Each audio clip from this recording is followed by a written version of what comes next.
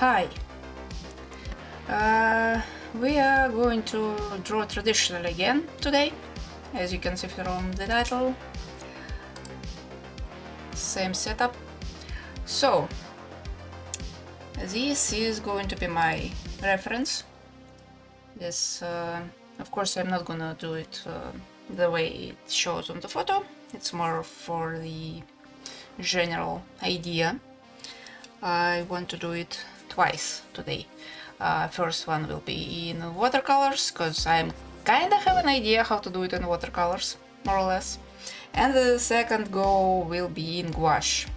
Haven't touched gouache in like decades, so it will be fun, probably. We'll see how it goes. Should be fun. Naturally, I'll change its composition a bit. With watercolors, I'll be working with this square paper, so I kind of move things around a little bit for this particular shape. And this paper is like the last time when I was drawing this guy here, this one. It's the same paper. I have like a lot of it.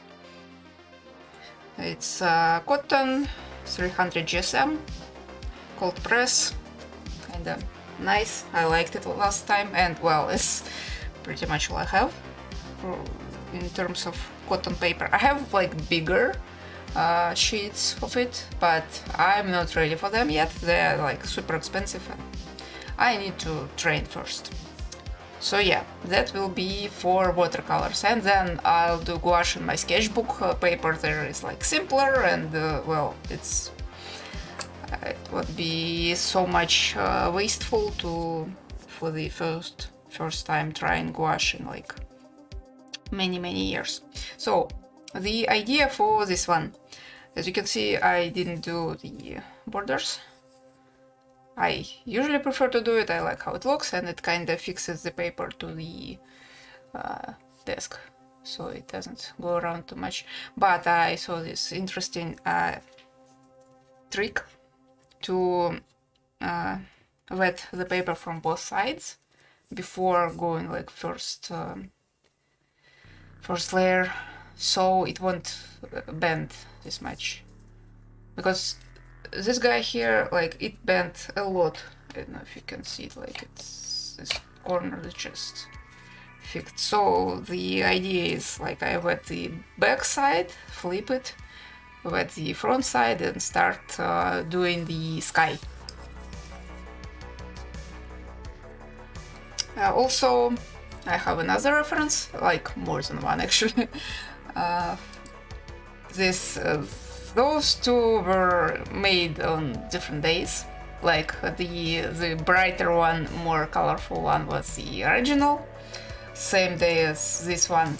But the other one I like went back and just took more photos to just get the idea of the shape of these telegraph posts, whatever, on the background, because I want to incorporate them. I like these more industrial elements in my pictures. I mean, if you if you read my first comic, you can probably tell that that's what I like. Like, nature is like nice and fine and all that. I like nature and being in nature and all that. But apologies. But I prefer to draw like industrial stuff for some reason. I don't know, kind of like it, and not like nicely, cleanly functioning one. Like, I like some decrepit stuff, some derelict, some broken, abandoned, all that.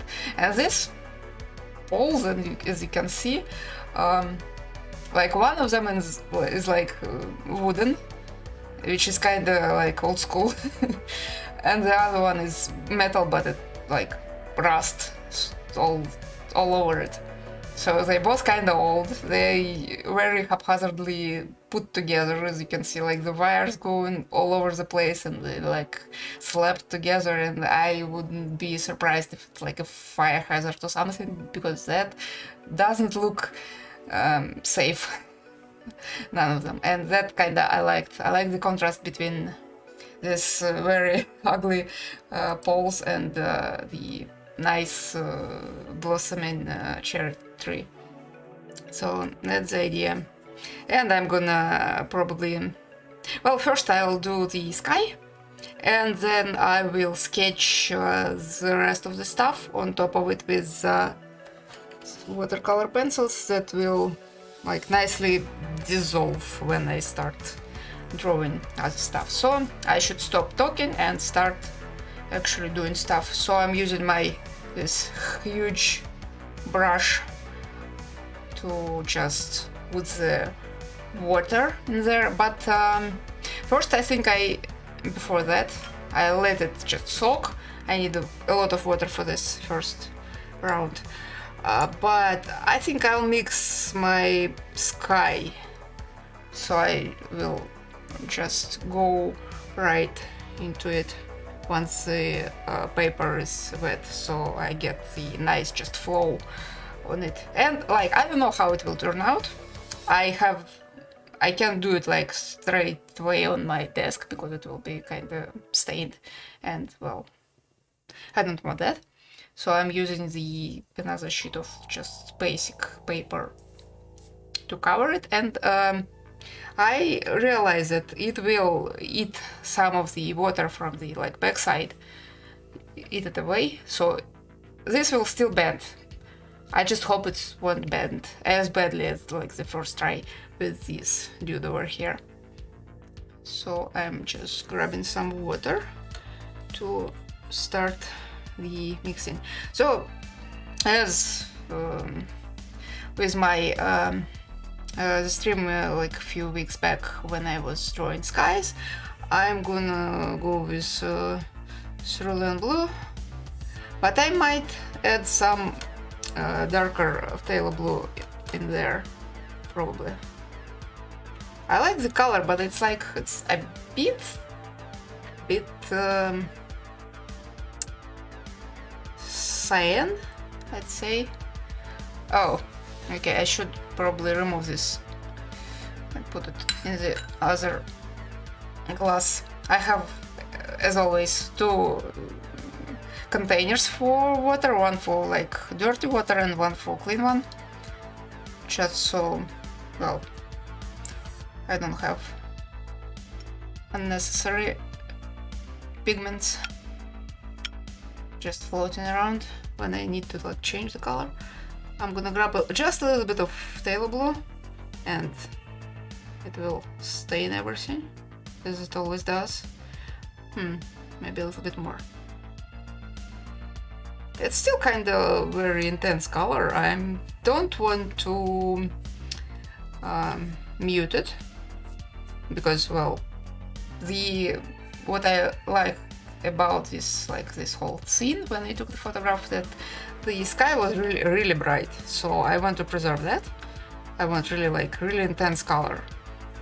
So it kind of will be a problem later on, because obviously, since it's watercolor, I cannot use white watercolor, because, well, watercolor is transparent medium and not opaque. So I will be using this acrylic titanium white to draw the flowers. I'll mix it with some reds to get this nice pink, and I'll go with that. I don't have masking fluid right now like I used to, but not anymore, and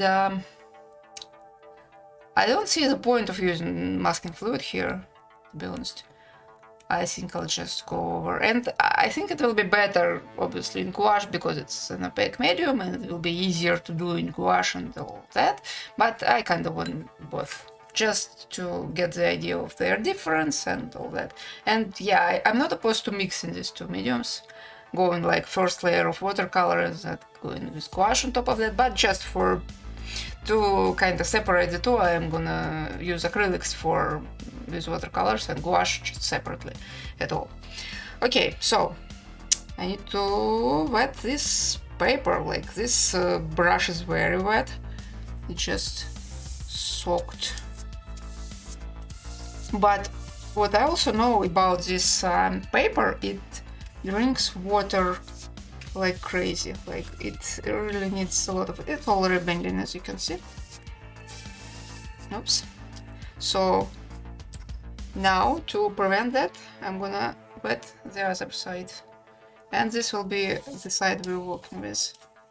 And I think it will also stick to my to my background paper, the one that protects my desk from getting pigment all over it. And I should probably look into how do you usually. I know that there are like methods to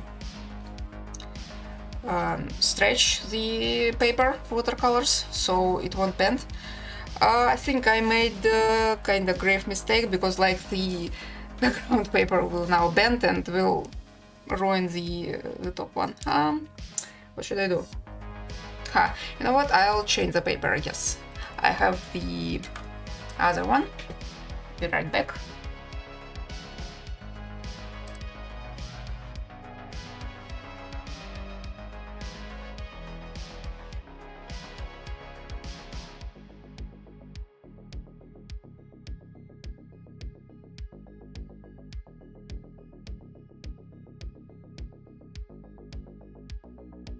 We are off to a good start. I guess this one like was used before. I didn't throw it away. So can I? Yeah, I can. Okay, well, it's wet. Did I just damage the camera? No, it's okay. I have dog hair on my stuff. Where should I put that one? Oh boy, okay.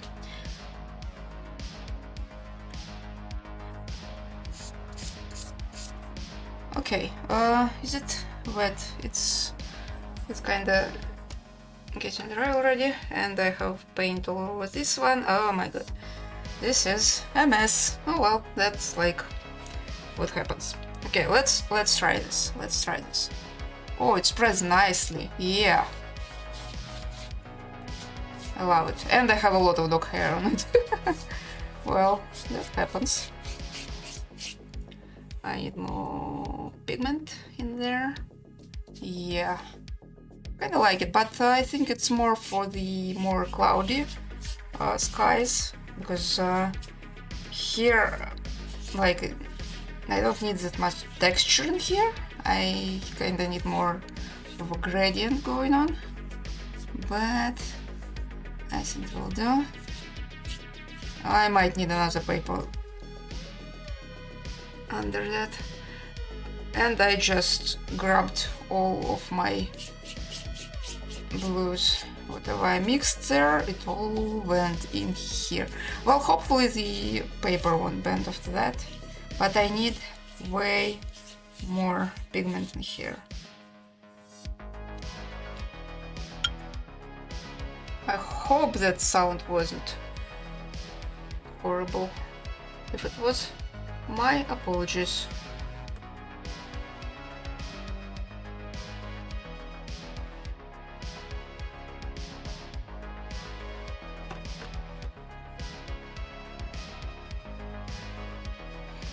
I'm kind of trying to learn how to just create this wells of paint on my palette. I'm not quite sure. I think it's too much water. I need more pigment again. I have like an urge to just go straight from the paints to the paper and without any mixing first. I just need more pigment. This naturally I have a lot of water in the paper, so it's all very watered down at the moment. I'll grab more. Oh, okay. Can you see it? No, it's not. It's not in the... Here you can see it. It's very intense now. Will it be good? Yeah, that's what I was aiming for. I'm kinda a bit worried about the paint going around the edge a little bit. Need more water, I think, just for better gradient.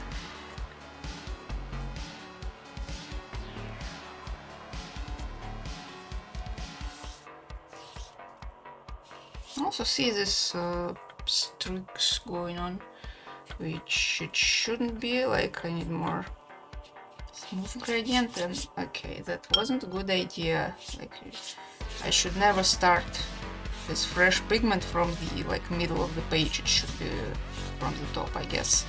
I mean, it will spread out around and even out eventually, I guess, I hope. But this is very messy. Like, I like how it more flat, but the mess around is a bit annoying. Let's call it that. So I'll grab more pigment to just reinforce the top part of this gradient. Maybe like it will just go down a little bit. Maybe just spread around a little bit. Or should I? Will it like do some gravity? Oh yeah, it goes. Nice, nice, nice, nice, nice, nice. Not everywhere though. Should add more here and maybe like just let it seep down. Still, I don't know. I have some doubts about that. It looks interesting, but not exactly what I was aiming for. Maybe that's not the method I should use going forward. I don't know. It's interesting though. Yeah, that's definitely not what I expected originally. That's fun. Let's go a little bit darker on the top again, just for a little bit of gradient. Yeah, that's very. I'll let it go down nicely. If you can, you can't see it, but well, it's uneven though. Should I? I kind of wanna go with bigger brush, but it will most certainly ruin it. I want like nice gradient. But as you can see, like while I'm kind of moving this down, creates like the bottom part of the brush creates this white streaks because it lifts some of the pigment, like, but it will even out though. It kind of spreads around a little bit, so it's fine. It's very wet though. I didn't work with this amount of water on paper because, well, mostly I was working with cellulose paper. Obviously it can't take this much water, but cotton can, as we can see. It's kind of nice. I think I'll wait for it to dry and I'll see. It's kind of granulating a lot. I don't know if you can see it. Probably a little bit. It's a little bit visible. So yet again, the brush is completely stained in phthalo blue. That's like what it usually does. It's fine. I grabbed a lot of pigment from there and like I need to get it out a little bit.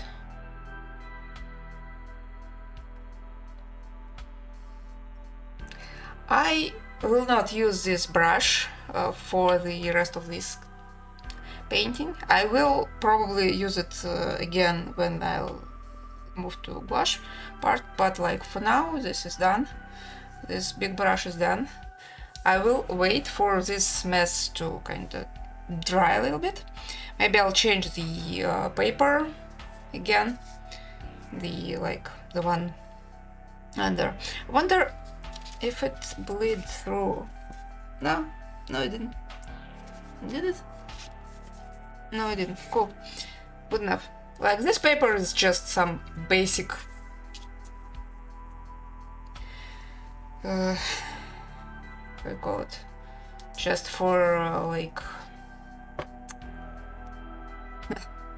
I don't know how is it called in English, for like architectural drawing for like students. For it's really like thin. It's like better than office paper. 120 maybe. I doubt it's more than that. It's probably 120.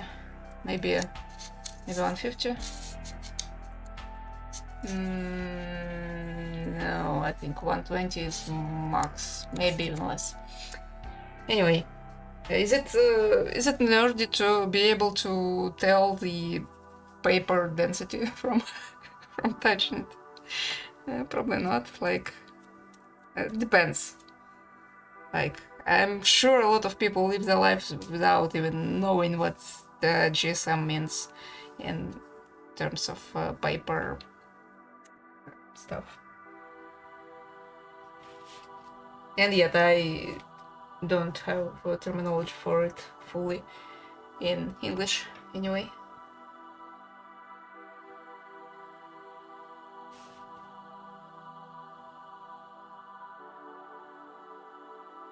And also on this paper, yeah, here you can see it, it can focus. Here it's 140 pounds for those who use weird system. Okay, is it? Yeah, it will take a while to wet, I think. For now I will explain the idea what I'm going to do next. So the plan now is kind of like this. I will wet this to dry, then I'll take my watercolor pencil, probably some of the dark reds or like red brown stuff, just because it's more suitable. Probably something like this one. It's kind of purplish, dark red, brownish, hard to tell actually what it is. Like this. And it's kind of matches the cherry, like twigs, I don't know. What's up with my music?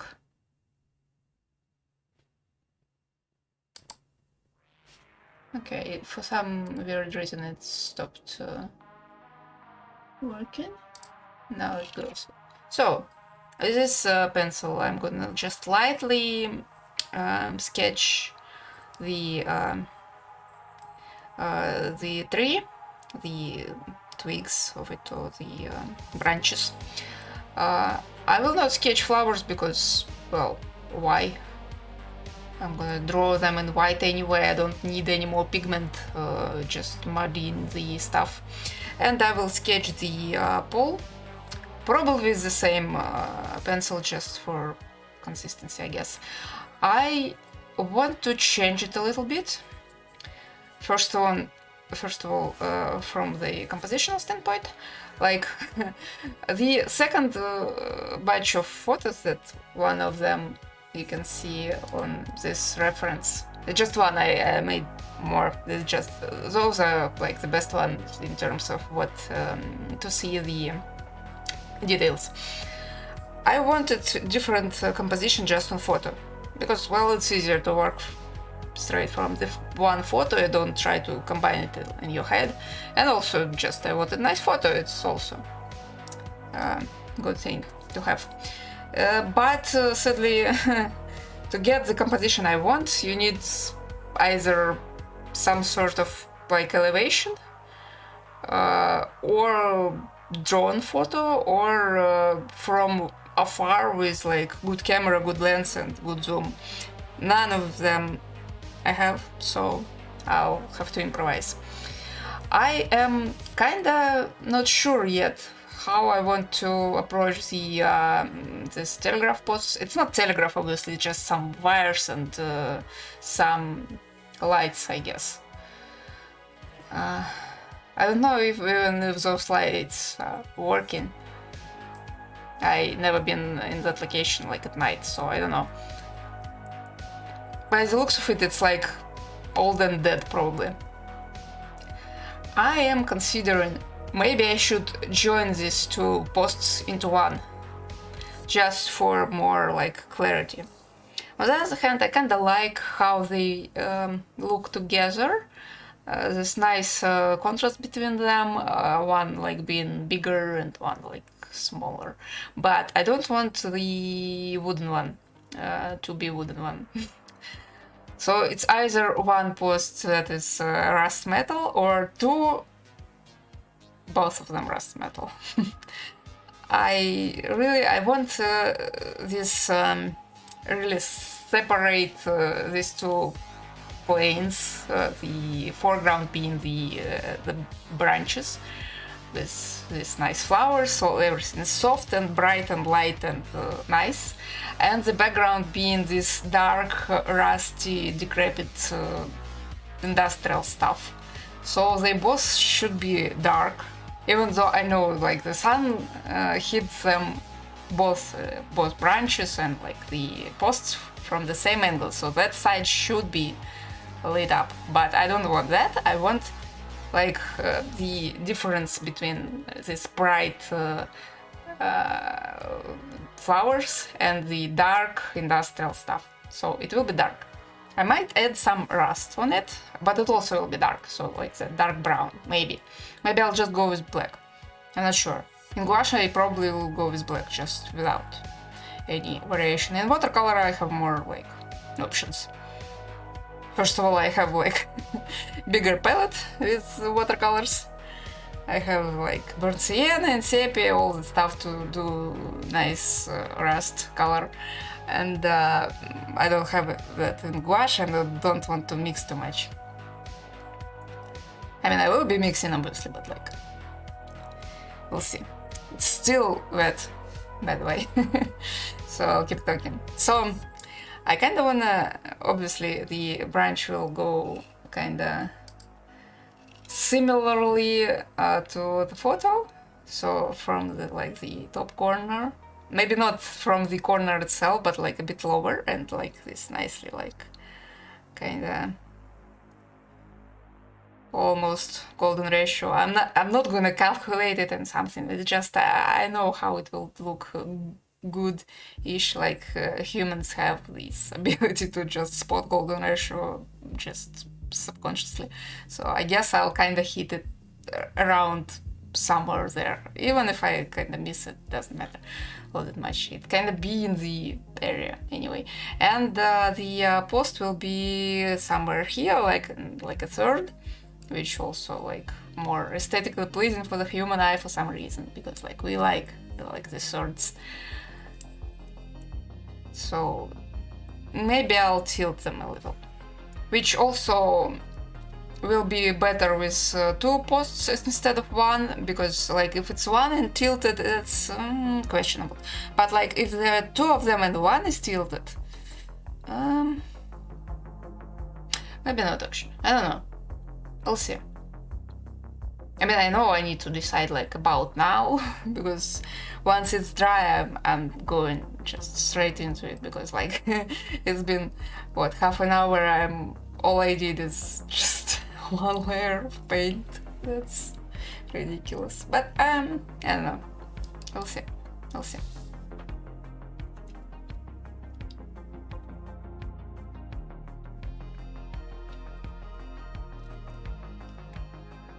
This is an extremely interesting part of the stream when we watch the paint to dry, literally. But I don't know. I think it kind of allows me to gather my thoughts a little bit. Oh, I can see there is some stuff happening here on the edges. This part is more kind of dry, and from the edge itself, it's kind of where the pigment was going on the edge and probably on the back side and kind of spread. well, there will be leaves in this part, not leaves, like branches and a bit of flowers, so it will be kind of covered anyway. I kind of have the urge to maybe blend it a little bit with my amazing blending brush that I discovered a few streams ago, and now I'm using exclusively for that. It's like, well, it's synthetic, all my brushes are synthetics, but this one is kind of stiff, like compared to, well, like this one, for example, the one I just used. This one is like really soft, like really nice and soft, and also it's still wet, and I probably need to kind of dry it a little bit. I don't know, we'll see. This one is also wet. They're all wet. Oh, this one you can't see it. It's not in frame. Anyway, this one of course, when it's dry and this dry, it doesn't do anything. Okay, I might ruin it, but as I said, this part will be covered by flowers and branches anyway, so I might as well. Should I maybe a bit, like just, oh boy, oh yeah, okay, it went just all over. I actually like this, whatever this is. Of course, it didn't go through the paper. It went under and spread. Okay, I need tissues for that, and for the back side of this one too. Boy, this is a mess. Okay, let me grab this real quick, and I guess I should remove this one. Okay, I don't like it. Well, first of all, I probably, if I ever use this, I mean, it didn't bend as much as the one that where I went with water only on one side, so this is good. But I should find the surface that isn't paper. Well, this is ridiculous. You can see some nice. It's like it's. I can use it as a texture for like some clouds background stuff. I can like run it around. It's still like it's going. This paper is more glossy one, so just it doesn't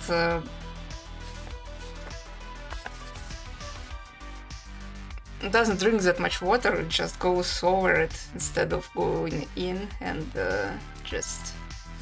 This is funny, but I should probably do something with it.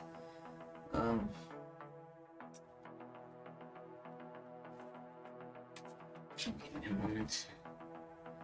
So a bunch of wet paper now that I don't know where to put. Probably will put it over here for now. And I need another paper. Well, that's fun.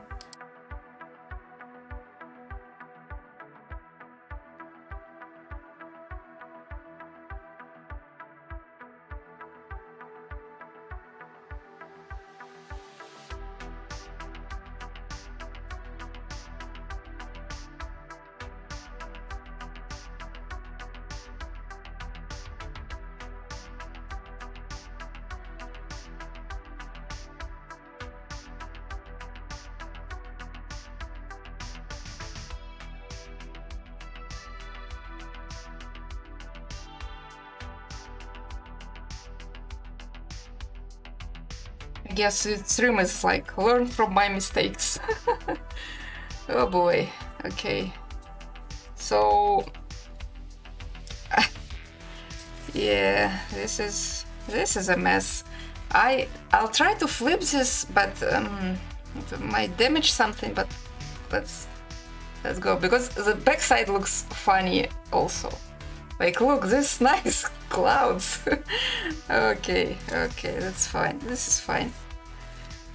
I'll wait for it to dry a little bit more. It's like it's still super wet. Like touching it, it's still this cold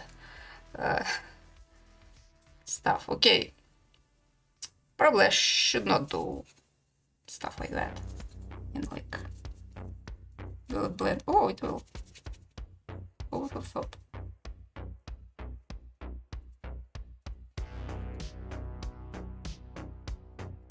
Just a little bit, but like I can see it. No, it doesn't do anything. No, this doesn't. This probably more dry. Or maybe it does. Can't really tell. It's very... I don't know. Well, it's interesting anyway. Okay. Still like super wet. But yeah, like the backside is like amazing clouds. Like just how they formed that's super nice. I don't know, I like the backside more now. But that is not the point. Like I probably when this all dries and I finish the painting and like I will just, I don't know, put it on this wall just flipped and we'll be looking at the backside because it looks better. I don't know. Anyway, still wet.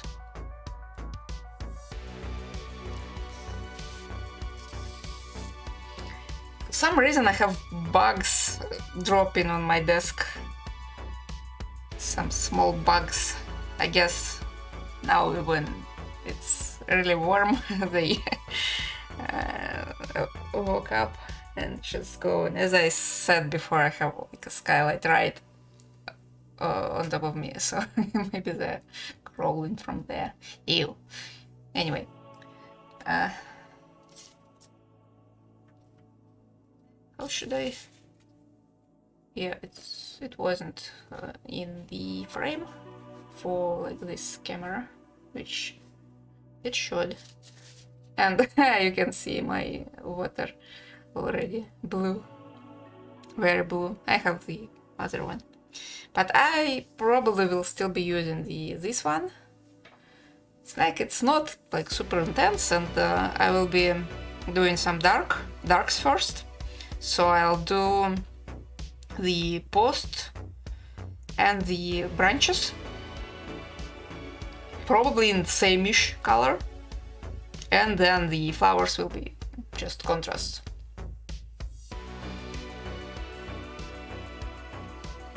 I mean, of course, realistically, they shouldn't be the same color. I don't want too much different colors in here. I want to keep it kind of limited for more contrast and just for some consistency. So branches will be a little bit lighter probably, but still same-ish hue. Maybe actually I might go with more red in them, like dark brown, purplish, kinda similar to this pencil color. I don't know if the camera catches it. What color is it? I probably this will do better. Like if you can see, like the highlighted part is basically its color. So yeah, I probably go with that just because the cherry, like the base of the flower is this color, and I just want consistency. And then the pole will be like more rusty. It also kinda red-ish, but more to the orange than to the purple. So it will be like a bunch of dark reds. One more into yellow, one more into blue. Probably. I will see how it goes. For the pole, I will be using this brush, my favorite angled brush. Or how do you call it? Like, I don't know. This type of shape. I forgot how they are called, like, professionally. Doesn't matter, you can see it's a flat brush with like this angled edge. I really like it for like industrial stuff. And for branches, I don't know, honestly. I have this one is like 0, so it's like the smallest one, but again, I already used it on this guy, and it's not that thin. It's kinda doesn't hold shape very well. It's not, I don't know, either I don't know how to use it or it's not very good. I mean, it's like, it's very soft, so that would explain. Like, I probably needed something more stiff for this stuff. Just for very thin line, I probably need a stiffer brush. I thought about using my water brush for branches, the one I just prefer to use even if it doesn't have water. Like, obviously when I'm like outside drawing, this will have water in it, and I'll just, like when I was urban sketching last week, I was using this one with water and it was just glorious. I like this, it's just basic round, also synthetic, obviously.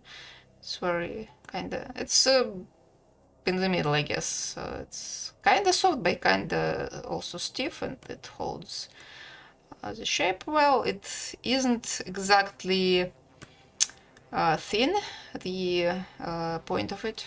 It's kinda more of a bigger stroke, but I don't know, maybe I'll use it one.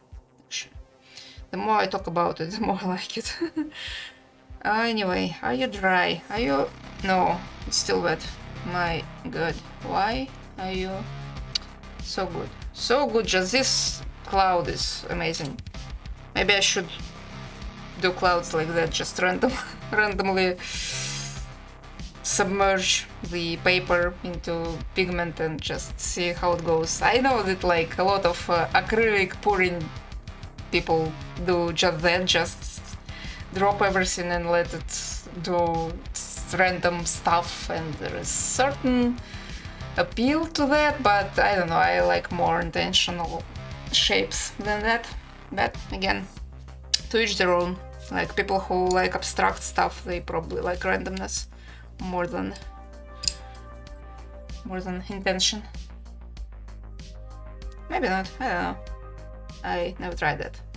I find it very wasteful, actually, just dropping just whole tubes of paint.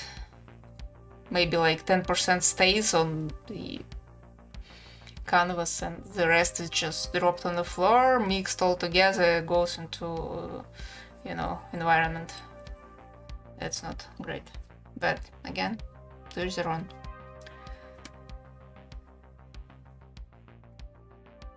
Like, this is a constant struggle of having opinions about art and not wanting to offend people who does it like differently, because, well, art is subjective for everybody, and preferences, like, also, like, whoever prefers whatever.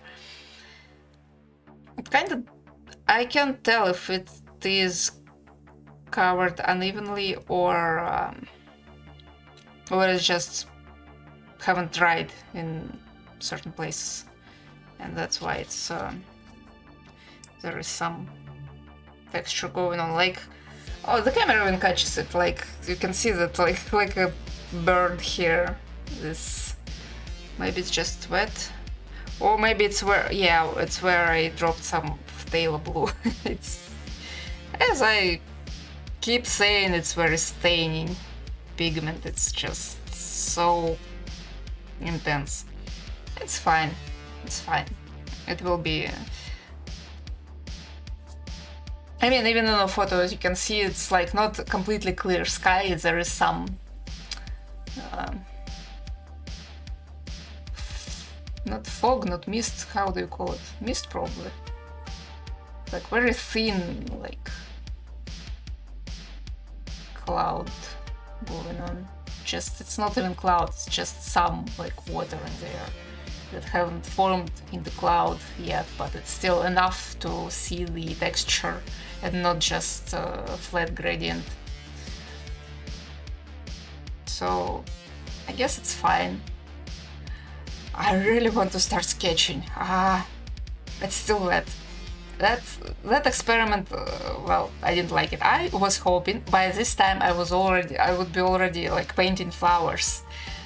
But that stuff dries so slow. I mean, probably the fact that it's kind of cold in here doesn't help. And I don't have like a dryer, which I probably should think about at least. It's not that expensive. I'll think about it.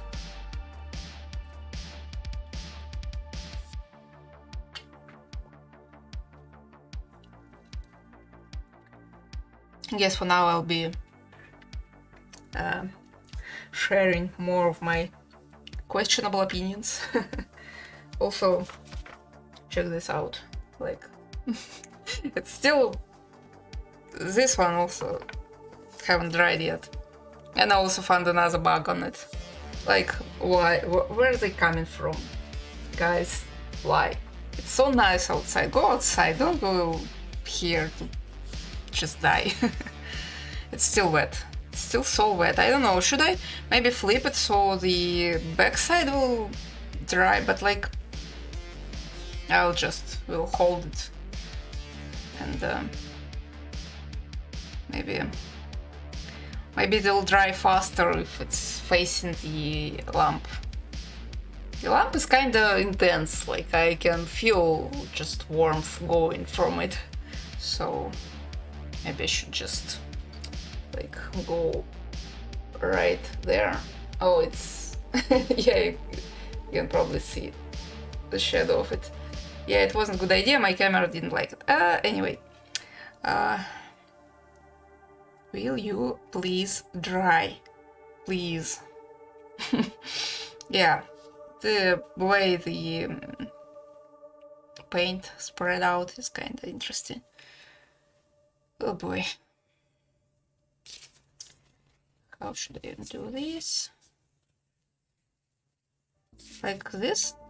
It's still dry. Oh, still wet. I don't know, I want to draw, like, I'll sketch, I guess, what I want, just where. Let it dry here and I'll just... So let's imagine our square.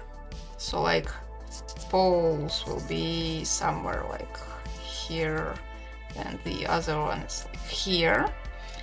And the branch will just go like this. The main one, like the other ones, like here. Some stuff, and just some like over here, and like the bunch of them like down there, and also something on background here. And I want, I probably like this, like flowers and stuff. I probably want something in this corner.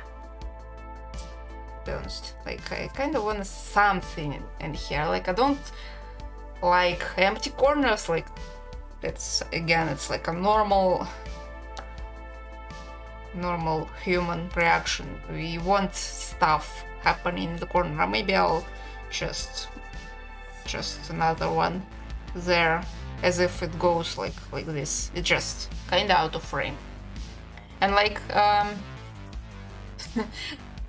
in my kind of layout here, you can see stuff in the corner, but that's just part of layout. It's not on the photo. It's not like some sort of wires or cords or whatever. So with this, so this one will have this weird lights on it. And I guess I'll need to look at another reference. How so yeah, it's like it has some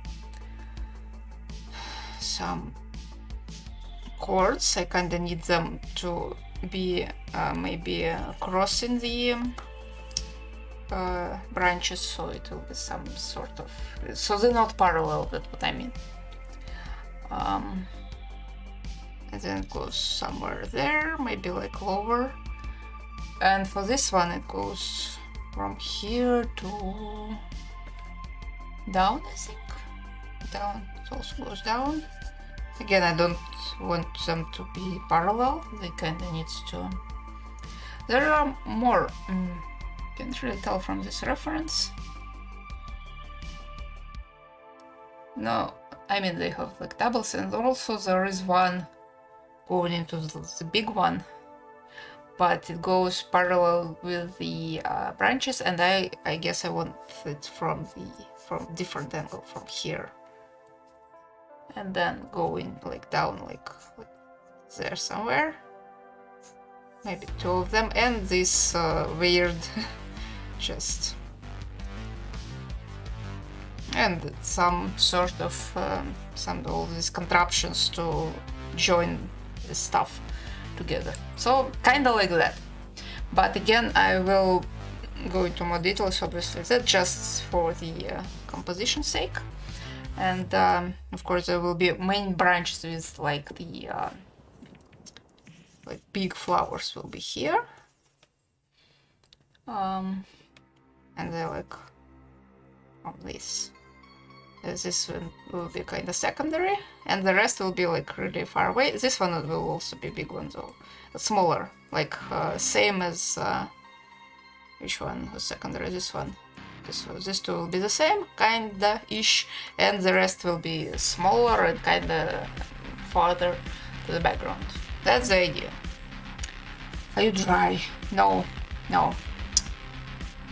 Should I just start with gouache? Oh boy. I mean, I have blue water anyway, so might as well. I mean, this, like, I wanted to be done with the watercolor one before I even touch gouache, because once I, like, open it, it's kinda... You need to move with it so it doesn't dry out or stuff. And, I mean, it's not acrylic, so it's not that bad. I can always add a bit of water and mix it, but I don't know. I didn't want to do this, but I guess I have to, because this is ridiculous. Well, I guess even a failed experiment is, well, an experiment. I also should kind of position it really carefully so I don't ruin it accidentally by doing some stupid stuff. So, okay, I guess I'll wait for this to dry. For now, I'll be using the same sketchbook. It's 180 GSM, cellulose, mixed media, just spiral bound or whatever you call it. Just the one that I was working on the previous stream with, like this type of stuff, like I guess it was a couple weeks ago, and like yeah, real quick. So this was like, this one was okay, this one kind of failed the mixing a little bit, so it kind of went gray and like greenish. So then after that was like urban sketching, like that. This one was on location, this one was last stream. I really like it right now, like even though like some stuff I would like to change a little bit, but kinda I like it more than back when I was drawing it. That usually happens. So I have this prepared. For this one though, the composition will be different because it's vertical. I want to keep it vertical because like the poles will be posts, how do you call it, pillars, whatever, they will be more important here, and the branches will kind of be so kind of like this. So this two absolutely stupid poles, like kind of like that. Again, like I want this to go like this, and then the branch will be here. It's like stuff. This like the main one. This secondary, it won't even touch the pole. I probably, I don't know, maybe I will leave this corner actually, because like the branches, they won't be like, do I want it so? I might add some stuff in the corners, maybe, we'll see, maybe. I know that it kind of looks better usually. But the thing is, as I said at the beginning of the stream, I haven't touched gouache in like decades, literally. Last time I was using gouache, it was in like 1st grade. And then that's it. And it was obviously the like shittiest possible quality.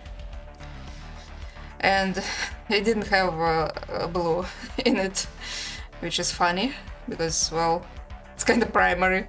You can't do much, especially if you're like too young to be aware of like Zorn palette and all that stuff, and you are asked to draw usually just normal sunny day with blue sky, and you then don't have blue in your palette. That was interesting experience, let me say it. So I guess I'm compensating for that. So now I have 2 blue jars. I don't have green now, but you can mix green from a lot of different stuff. Like, just real quick, I'm stalling obviously because I'm hoping that my watercolor stuff dries finally and I can just switch back without touching it. So what do I have? Cerulean blue, same as like in watercolors, so it's like PB15, really nice color. I kinda used it. Yeah, I guess I did touch gouache at some point, not so long ago. I just used this one, this particular blue, to draw one stripe of blue for reasons, doesn't matter.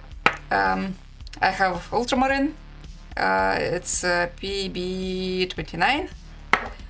I have obviously white, black, just normal, like this is titanium plus what is it? PW5. I forgot the name. Basically the same stuff, almost the same stuff. It's different, like chemical thing, but pretty much the same idea. So that's just normal blue, or normal white. That's neutral black, PBK9, so also normal black. Red is kinda so it's vermilion, it's not like red, it's a bit more. Camera shows it's to be like super red, but in real life it's more orange, like really intense orange, but well, it's kind of funny. And last but not least, the one I won't be using today, that's lemon yellow, PY3. This one I won't be using. I used it, by the way, when I was trying to draw that the clouds I showed previously, when it ended up being green. That's what does it. That one did green, but like yeah, I didn't do gouache like full painting in gouache in decades. That's still true. This one, I don't know how it will mix with white. It won't be pink. It will be light orange. I doubt I can add blue to shift it towards, because it's not digital. You can't just drop colors on add or like overlay and hope to change. So I still will be having some mixing issues. If I won't be able to mix pink from this stuff, I might just add some watercolors to this white and go with that one. But yeah, that's what we have in terms of gouache. Are you dry? Are you dry? Please be dry. It is not dry. Oh boy, okay. I don't even remember how to do it, but like I specifically wanted to record this because just for memories, I guess my memory isn't very good lately. So if I do it like on my own, without recording it, without streaming it, without like just on my own, I will forget it. I just know I've got so many things that I want this just to be kinda stored somewhere that is not my brain. Oh boy, this kinda separated a little bit. Ew. Well, that's why I have palette knife. So I'm gonna stab it.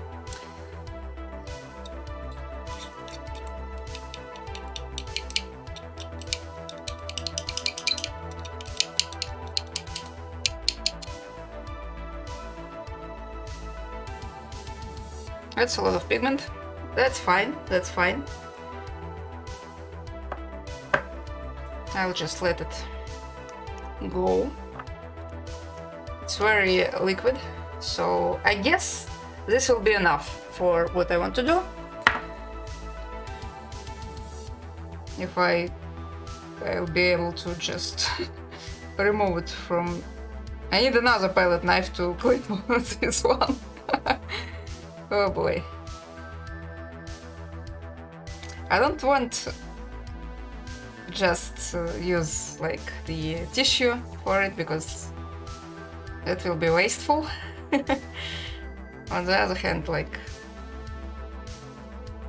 it's not that much. I shouldn't be greedy. So maybe I'll just do it like this.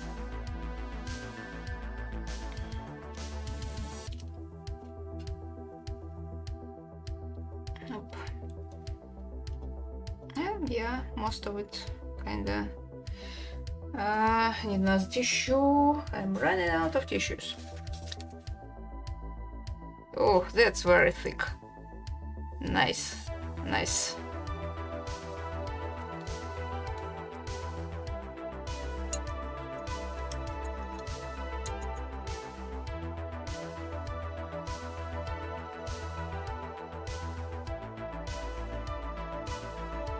I'm really glad I brought this one with me, even though it has like big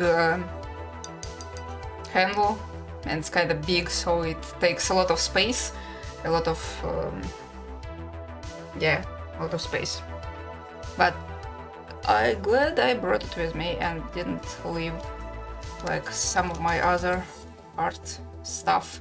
So this one also separated, but just a little bit, so I'll just, oh, it's more thick. Oh no, it's just the top part kind of dried up a little bit. So I'll grab just a little bit. This one is way darker. I will be mixing them together, and I'll try to kind of gradient from one to the other. I might grab this blue just straight from the knife. Can you see what I'm doing? No, you can't. Let me move this a little bit.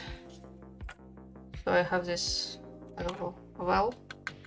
Of course, like for gouache, it's better to use like flat palette, but well, that's what I have, so I'm using. I'm kind of interested in this so-called wet palettes with a layer of some moist stuff on the bottom of it. That seems really interesting. I would like to try it at some point, but I don't even know where to buy them. Like, where do people buy them? Like, of course, in like first world countries, it's not a problem, I guess. They have like specialized stores for that.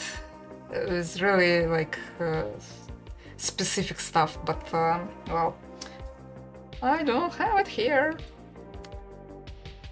Maybe it's like to order or something. How do you use gouache? I do not know.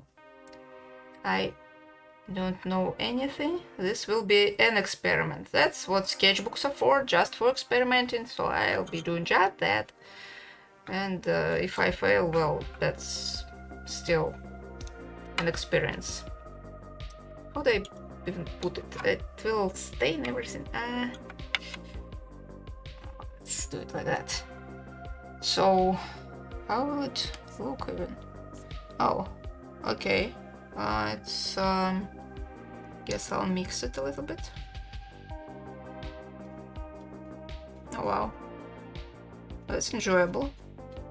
Yeah, like when I was mixing on that stream with clouds, I was mixing yellow with something, and it was also enjoyable. This thing is like very thick and like viscous. How do you pronounce that word? That's very interesting. You don't go on wet paper with gouache, right? I do not remember a thing about it. Oh, still kind of wet, though, right?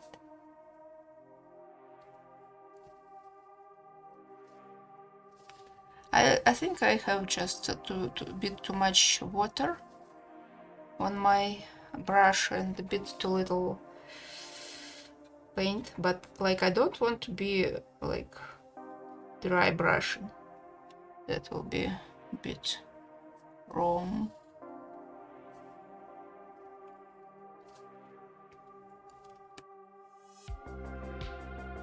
What is going on? I do not know. Like, maybe it's wrong brush. Maybe you shouldn't use this type of brush for it.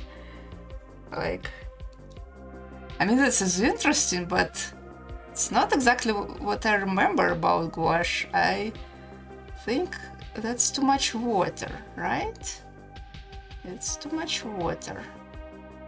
But that's kind of interesting. It's very different feel from watercolors, even though it looks kind of the same-ish, the result, but like, it just... I don't know how to explain, but it feels different and similar but different, which is, I guess, normal for... They are similar mediums, right?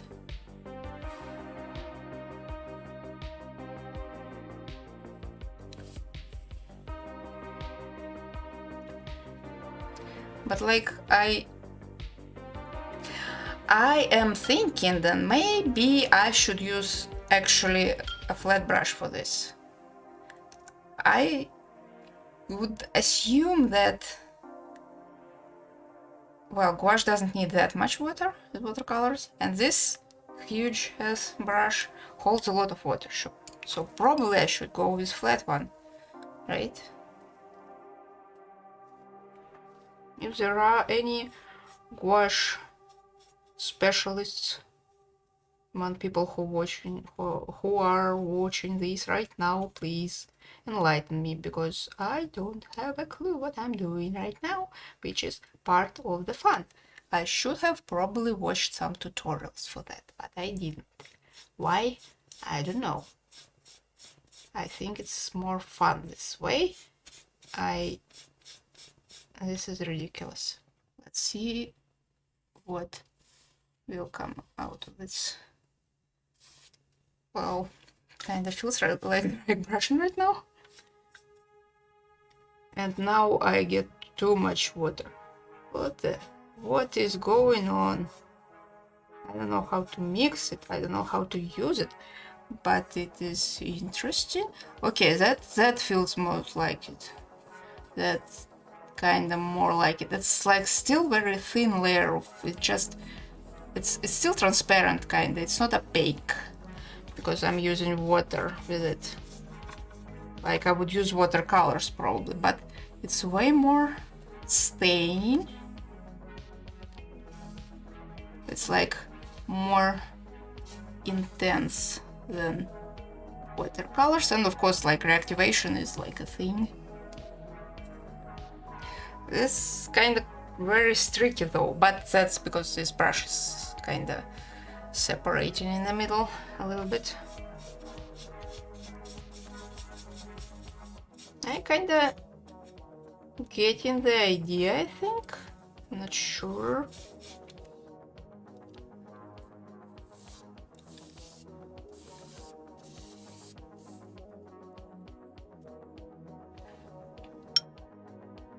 This is very tricky though.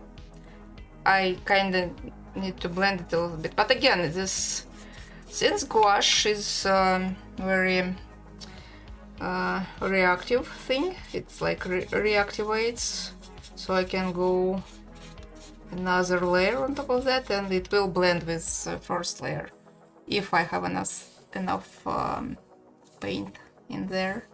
Of course, it's like depends on the paper, but hey, in like the school I was using very basic cheap paper, it was fine.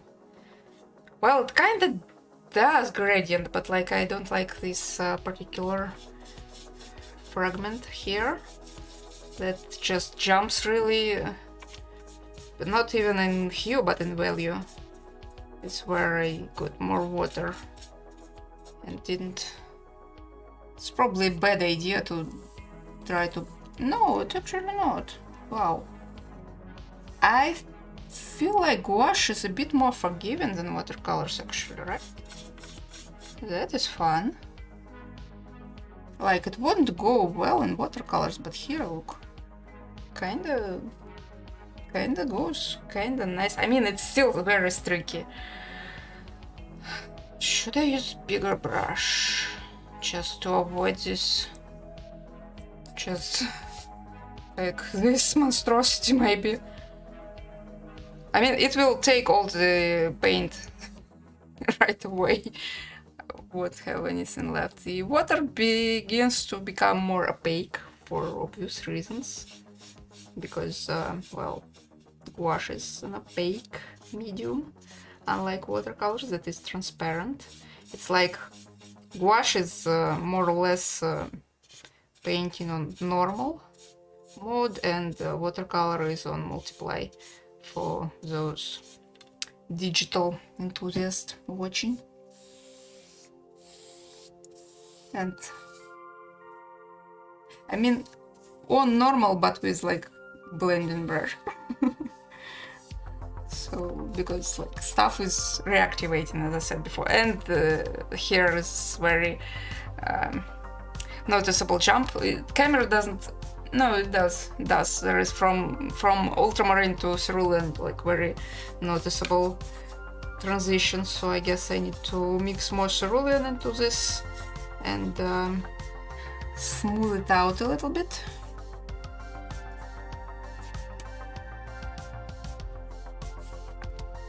It didn't go as I wanted. Yeah, I was hoping that will be enough paint, but apparently not. Or maybe it will. I can have some here too. This is fun. Like, this is so fun. I am amazed with it. Like, as I said, I didn't really paint all that much. Like, that one blue stripe streak line was just straight from the bottle, so I wasn't mixing anything, I wasn't like doing anything, I was just kind of going straight from the bottle to the paper, and it wasn't much of anything. But here with like water and with trying to blend stuff and with mixing, it's really, I don't know, mixing gouache is more enjoyable for me than mixing watercolors for some reason. I don't know. It's really, and like the result isn't great, but the process itself is very relaxing, I would say.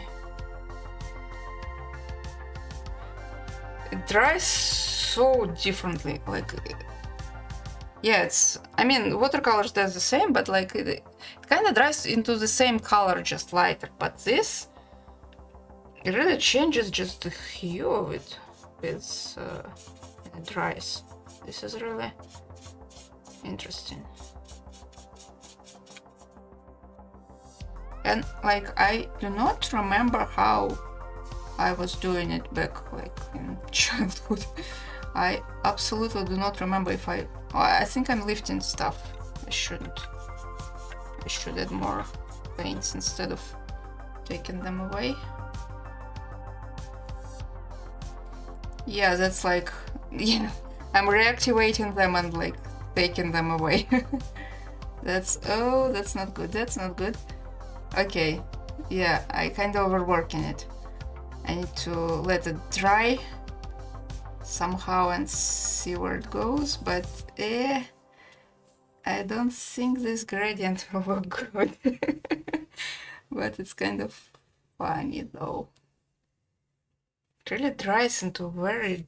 I needed probably to just mix a lot of it right away without going every time with different proportion and just going different streaks of different color and just hoping for the best. And I don't know, there's different amount of water in it, and like it's very...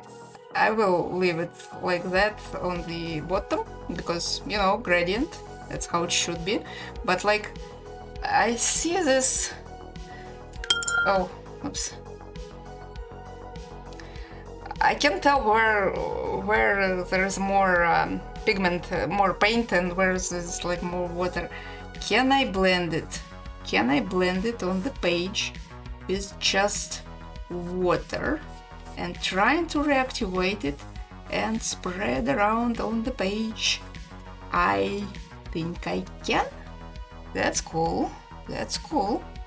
I am lifting a lot, of course, but like I want the lower part be lighter anyway, so that's kind of good thing, I guess.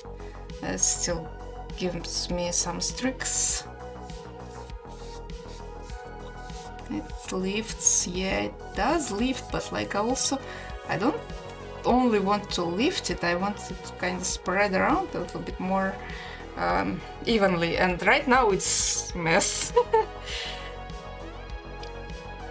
Yeah, the water stopped being transparent. I might need to change it actually. Yeah, imagine that this whole stream I'm just trying to do blue gradient and that's it.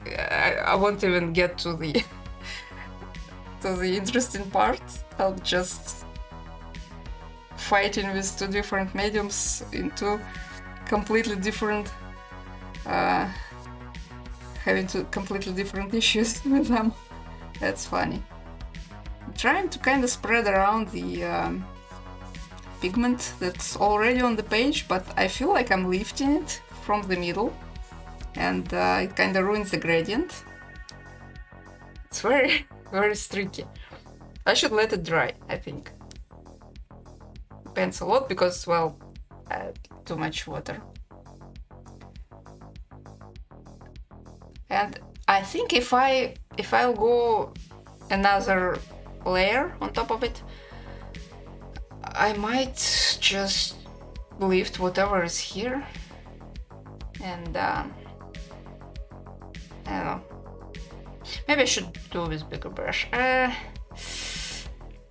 Like the top part that I did with round brush isn't as streaky as the bottom because, well, there is, as much as I love this brush, there is some... This camera won't catch it. Maybe this one will?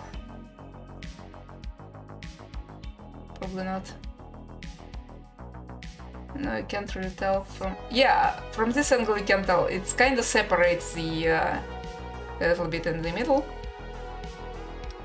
And, well... Okay, let's... is this one dry? Please? Please be dry. Please be dry. It is almost dry. This one is almost done. And this one is very wet still. I kind of wanna still kind of darken this middle part and make the transition from ultramarine blue to cerulean a bit more gradual, if I can. So maybe I will be overworking it, but like, well, it's the only way to learn is to try. So I need more ultramarine, I think.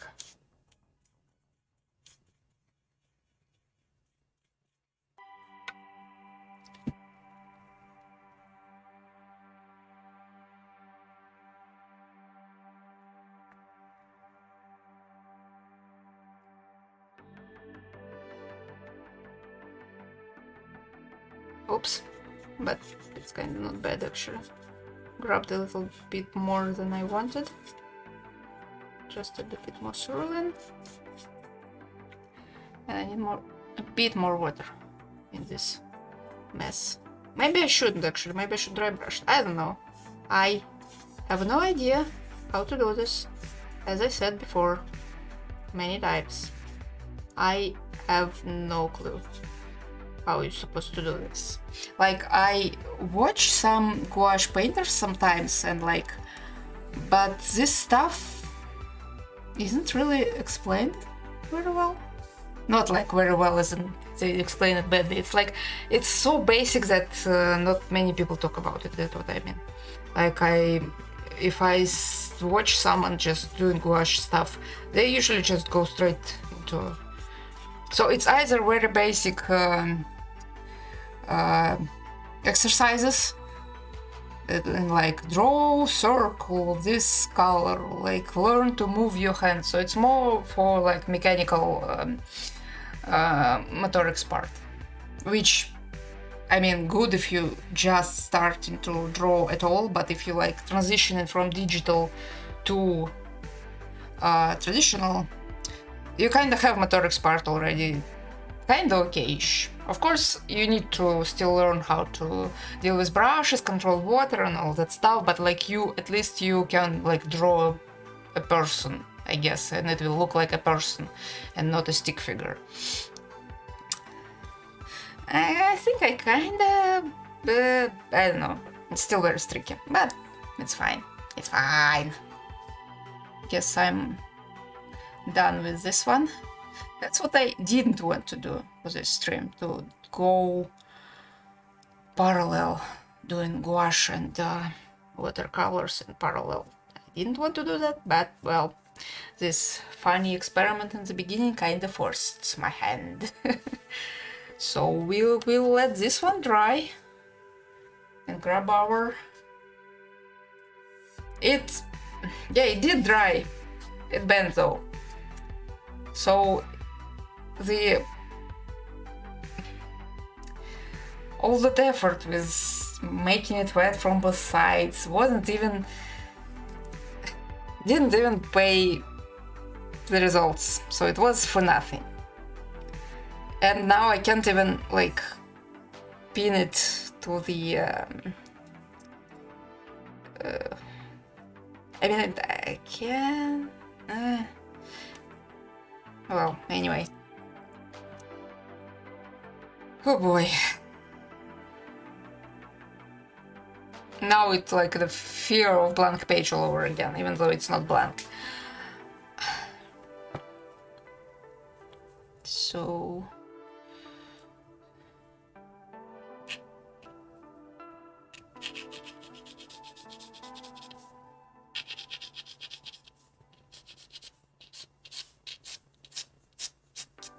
so it's one. That's the other. That want them like completely parallel. There will be a little bit off like that. This one a little bigger.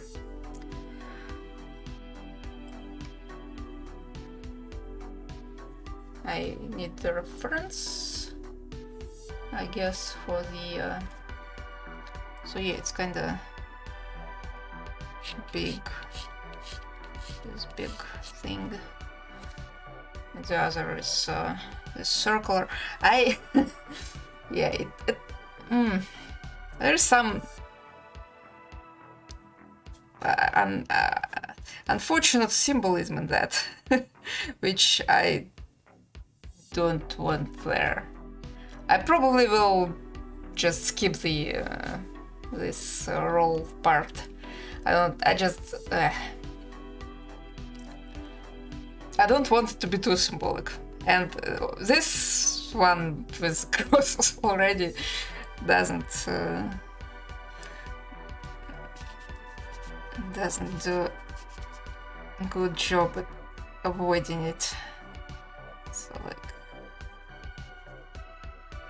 this lights or whatever. There's some like stuff on top of it.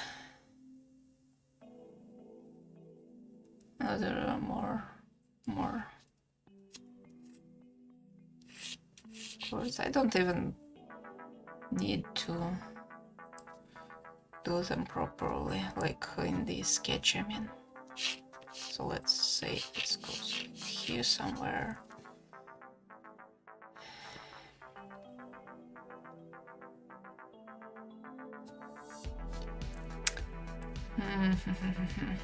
There's some boxes here. Some should probably just start with the branch. That's our main branch here.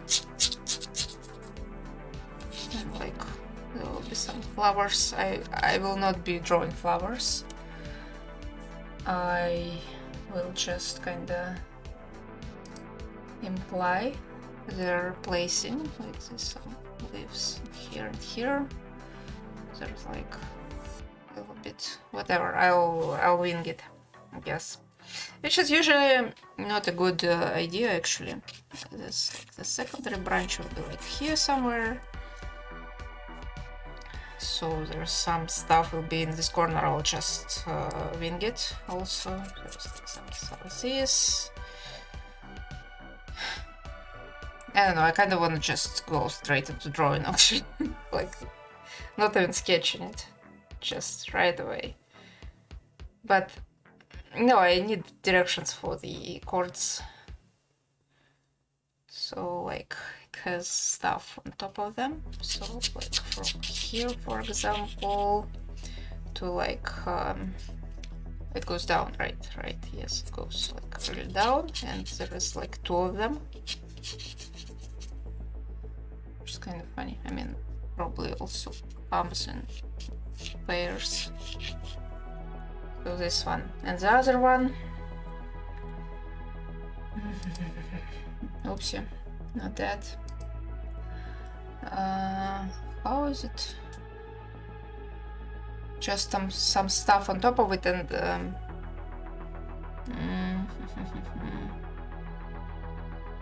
it's very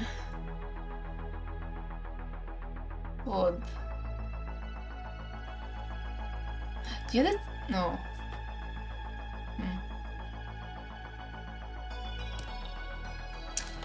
Probably cropped it too much. Like, I can't even look at the original photos because they're on my phone, and I'm like, this camera that I'm pointing at, it's my phone. Well, I can't even look at it to figure out what the hell is going on with this.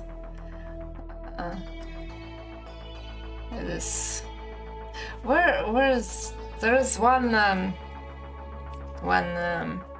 cord wire that goes like here, but I don't know which one. Doesn't matter though. I can just do whatever I want with that. Like, let's say this is like 1, and it also goes like kind of down, but not that much down. And also 2 of them. There is some stuff like hanging here, and like I can just, instead of doing that this roll in here that looks ridiculous, and I don't know why it is even here, I can just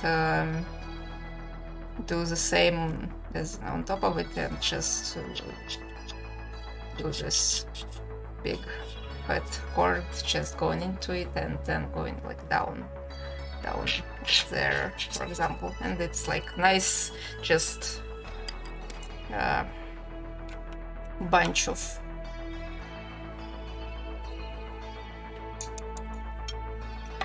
cords. Just a mess. I forgot to wash my knife, which I will be needing soon. I mean, if I get to gouache again. Okay, so I guess I'll go with this one. Why is it still wet? Like, it was empty for like a week. It's still wet for some reason. I'll just let the tissue eat the water away. Drink, I mean. There's still a lot of it. It's not like I'm gonna go dry brushing with it. I will be using neutral black for this stuff. I have the assumption that it will probably look more reddish just on because of the contrast with the blue background. Well, I shouldn't have actually dried this brush because I still need some water to reactivate the watercolors on my palette. I think it does the job. It was enough of it. I'm not gonna be mixing it. I'll just go straight into. Yeah, it's pretty dark. Okay. So it's time to ruin it, as I often say. I'm gonna move this one away. So, can I draw a straight line? That is a question.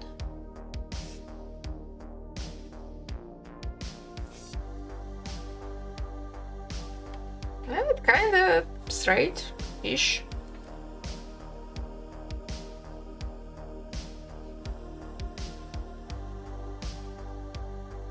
Oops, dry brushing wasn't a good idea.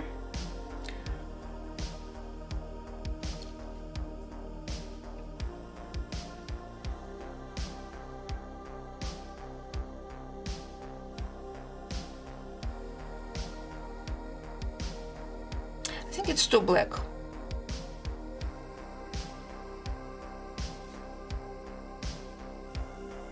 Okay, it's thinning down a little bit, which is good. I'm gonna add rust on top of this lower part that is more transparent. Yeah, that's nice. I need a bit more shape the top a little bit more. So what have we there? Some contraption here. Some like, oops, no, that's not a good brush for this detail work. I'm gonna need to go with the other brush later to do the details. This one I need to do like bigger parts.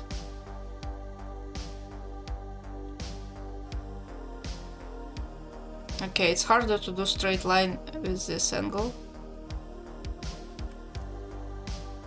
but I think I did a acceptable job with that.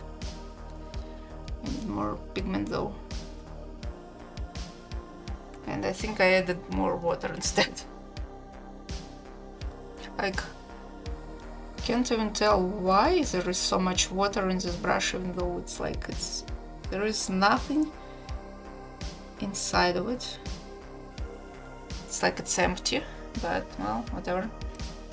So how do they look? Like some boxes. Okay, there's a lot of water, but not enough pigment. I should grab a lot of it.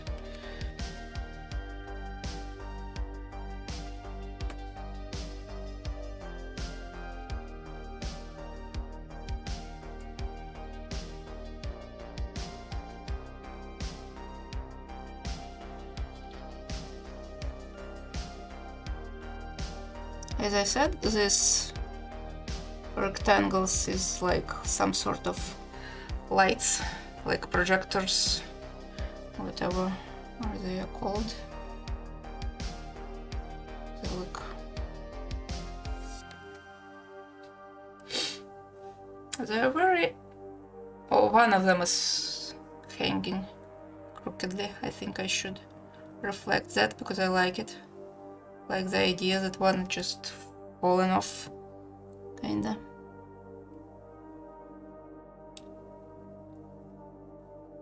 Let's do like this, like it's kinda. It's not very realistic though. It would be hanging very differently if, and then like in reality it does look very differently, but oh well. Oh, maybe some stuff hanging from it, like there are some. I should do it in different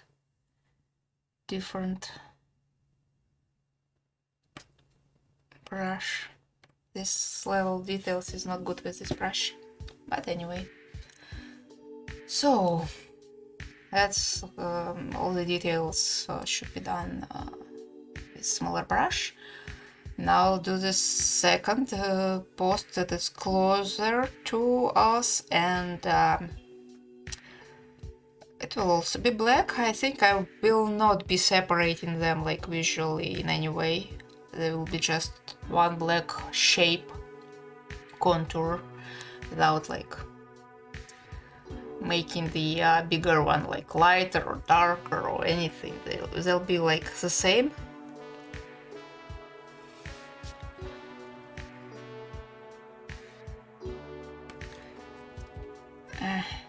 Okay, however I did the first one so straight, I think I cannot do this again. I'm like, I forgot how I did it. Like literally, I just did it. I suddenly lost my motor control in my hand. I think it happens again. Brain damage. It's fun. Like, why would a normal person want to start draw traditionally when digital allows more just motor dysfunction, I guess. Like, even you have some issues with your like brain or hands or whatever, digital kinda allows you to fix that different methods from just Ctrl-Z if you did something when you like have some sudden like hand tremor or whatnot and you went really away from what you wanted. You can just undo and you're good. Nothing is like damaged. But in traditional, you like kind of, if you're not very healthy, I'll say, this stuff is way harder. Oh boy. Yeah, maybe I'm just tired, I don't know. It became very hard to do for some reason. I can't even, like, I am not seeing it very well right now. Okay, maybe I should use different brush. This is not going well. This one at least I can like compensate for some motor issues. And then again, like, why do this on stream when you have this sort of problems? I want to remember that. I don't want to just lose it. This is part of just life, I guess. It's like, this isn't better. I don't know if camera catches it or not, but like I'm having a lot of tremor right now in my hand.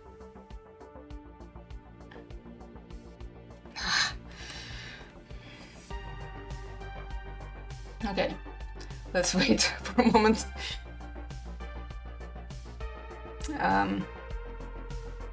This is fine. This is fine.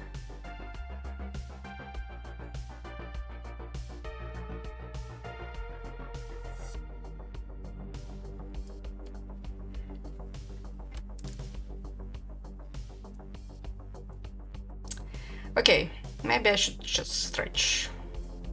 Stretching is a good thing, especially I'm almost going for 2 hours, so that's maybe not the worst idea, just to stretch a little bit. Maybe it'll go away.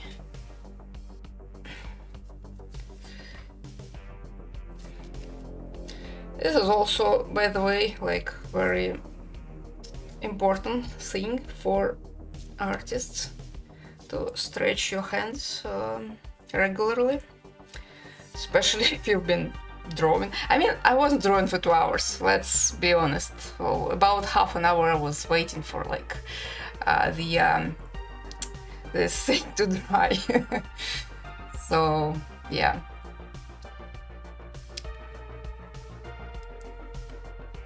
Okay, should we attempt? No, it's still going, sorry. Like, part of me doesn't want this to be on camera, and part of me knows that I will forget if I don't record it. So I don't know. But that's okay. Should I? Nah, it's still going. Nah, it's still going. Okay, I'll wait. It's fine. Maybe we should revisit our gouache for now. Like, how does it dry? Oh, it is dry, and this is very streaky, as you can see. I should have used different brush for that. That's for sure. Like the top part where I was using the round brush is like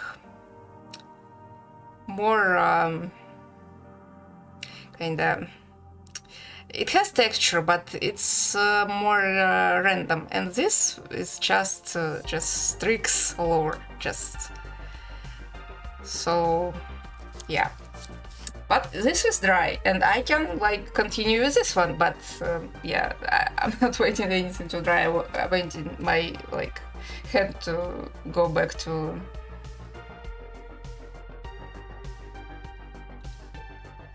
normal.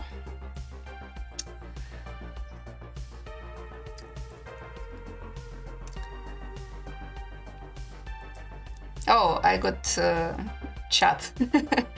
Yeah. Yeah, thanks for this comment. It's kinda reassuring.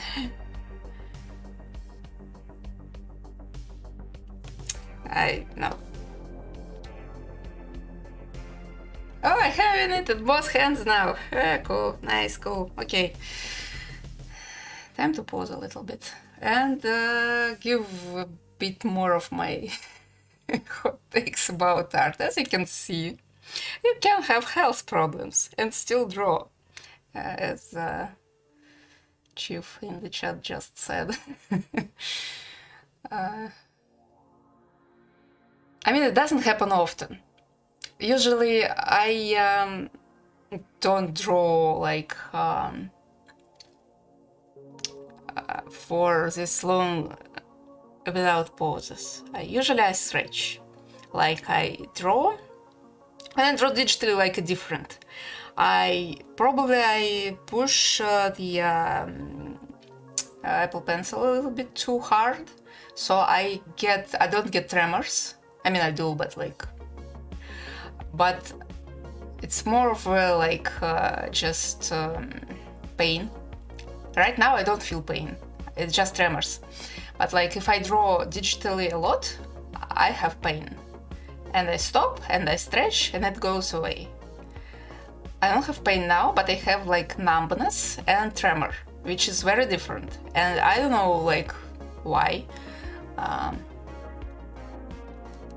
But well, for some reason it mostly happens with when I'm doing some sorry, just some life stuff, not drawing, some other stuff, just normal everyday stuff. With drawing, it's I don't know, maybe because Apple Pencil that I use to draw now for digitally, I had Wacom and it has lighter pencils, but Apple Pencil's heavy. I have first generation one and it's heavy as hell, so I need more. I guess I just use my muscles when I use it. But with brushes, it's more lighter stuff, very light touches, and I need more control and not effort. Maybe that's why the effects are different. Anyway, I think it's passed. No, it didn't. But I'll try. This one is need more water, I guess. It maybe dried a little bit. I'll grab a bit more. The worst part is past. I rested a little bit, so I guess I'll continue. It's funny that I caught it all on stream. I kind of was wondering if it will happen at some point. It did. Well, that's life. That's okay. I know a lot of older artists, older than me, I mean, have this issue. Some just draw just with tremors and well, they just adjust their style and their technique to that. Maybe go more abstract or use texture brushes and don't go for very detailed stuff. Or even if they go detailed, they don't care about drawing a straight line because it's not achievable anymore, or maybe it wasn't ever. Different people have different issues, some from young age. So it's fine to adjust your style and your preferences for that. And with digital, it's not. With digital, you can correct that. You can have stabilizer activated in your whatever drawing software you use. I don't think I used that. Maybe a little bit the Procreate, the app that I draw in, I think has some stabilizer by default. So it kinda compensates a little bit for tremors, just a little bit. But I didn't adjust it specifically. I know a lot of people with serious motor issues do that a lot. And again, if the issue is serious, mine isn't, it's just episodes and then it goes. Right now I was going to say I'm fine. Yeah, Chief, thanks for the chat. Yeah, it was nice to see you here. Thank you. Yeah, what I was going to say that it passed away and it didn't. It goes, but it's fine. It's not as bad now.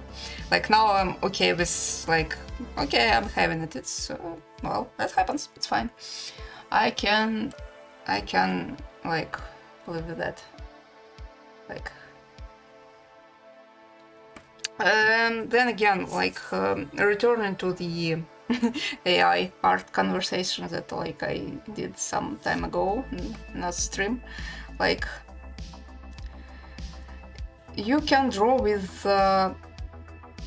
like with many types of disabilities. You can still draw. I'm not saying I have a disability, it's not that serious, even though like if someone has it on my level and they consider their disability, it totally is. It's like subjective, can be subjective. But what I'm trying to say is that even with this sort of issues, you still can draw yourself. Like, be that, maybe it's vector art when you don't even need motor functions all that much. I mean, you need to control your mouse or whatever controller you're using for that, maybe like a trackpad or whatever. You still need some level of control, but it's not to the level when like one wrong brush stroke ruins everything. Like, you can construct from vector part, you can do 3D art when you model stuff, texture it, like render it, still art. It's like, it's very different, but it is still art. When you don't do it yourself, it isn't art. That's what I'm trying to say. So I'm gonna go with this is, well, first of all, this is a bad idea to do traditional art with little details when you can control your motor functions all the time. Sorry, I'm laughing right now. It might sound differently, but I'm kinda it's just funny how, like, I want to draw the chords, the wires, whatever you call it, but I cannot do them precisely. So this will be, you know what? I just had a thought. It isn't cheating, because this one requires motor functions to use, can still go really like badly. But when you draw with brushes, you need control for positioning and for pressure and for tilt, like, also. This one doesn't require pressure control. It, like, once it reaches enough pressure, it just goes. Like, you can press harder or lighter, it still be about the same-ish line weight. With brush, when you need like really thin controlled lines and you can't do them at the moment for whatever reason, I think the liner is better option. That's educational moment, I guess. So I think I will do details with liner, even though, like, you can call it cheating, whatever. One thing though, this liner, like, you can't go over it with anything. It's like its darkest part of the page. So when I will be drawing the branches, if they cross the chords, they will be like, they will be visible.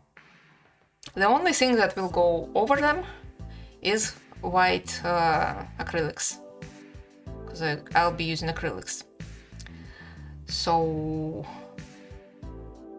I need to be really careful with, like, this part. I might leave it for now, like, I'll do all the rest of them. I will draw like this kind of leading there, but I will not, like, finish the line, so it will not cover other stuff. So how does this stuff look like?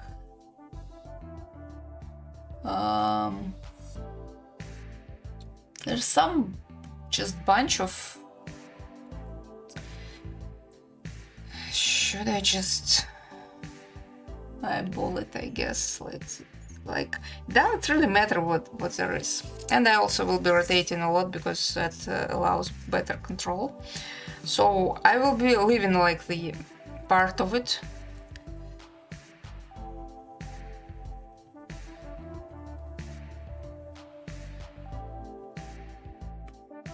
Well, it went better than I expected. I was pressing like a lot just to keep it steady.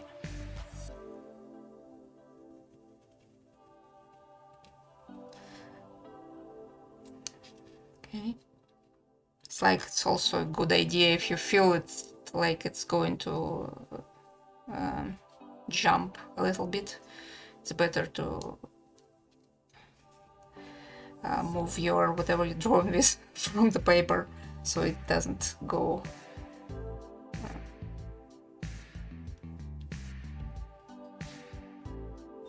Oh boy, this is an interesting exercise in motor functions. Okay, so, oops. So it was kinda going like this. And yeah, it went over the black part. I hope when it dries it won't be visible, but it can go over, why not? Like there's some stuff here. How do they, can't really tell from this angle, like, kind of something like that. And this one also goes there, like kind of joined. So this one is whatever ties this joint to. I don't know how these things are called, but like that control the tightness, pressure.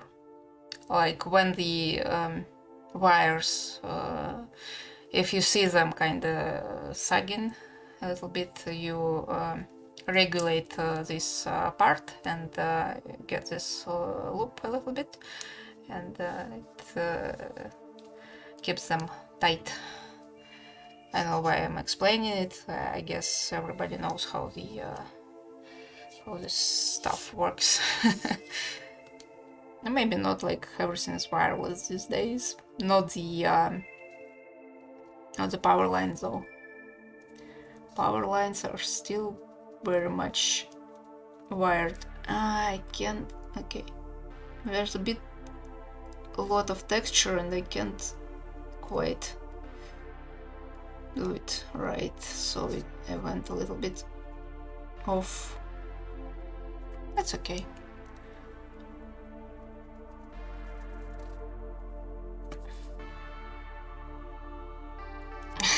Again, I made the same mistake twice.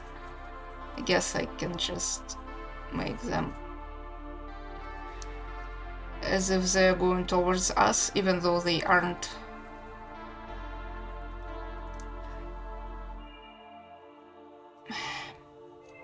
It's kind of hard to do on textured paper when you can't quite control your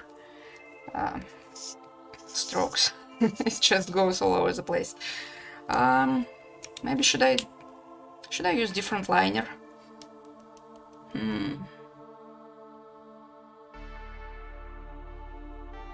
Like I have more thick ones, but they're different brand, and I'm not sure if they are water resistant or not. That's like this stuff. What's it? This one. Can you read it? No, it's glossy. Like maybe this one. No. It says Schneider, so that's probably the brand of it. I bought it because it has lime color of the how you call it, the body of it, whatever it's called. So yeah, it's a bit thicker, but I'm not sure if it can withstand water, so I guess I shouldn't do that.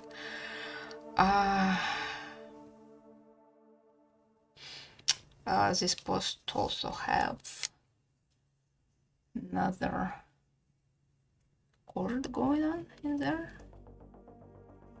Whoop.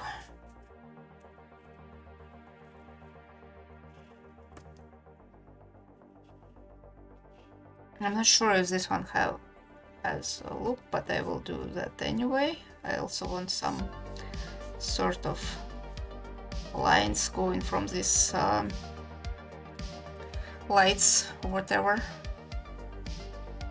just for like some character, I guess.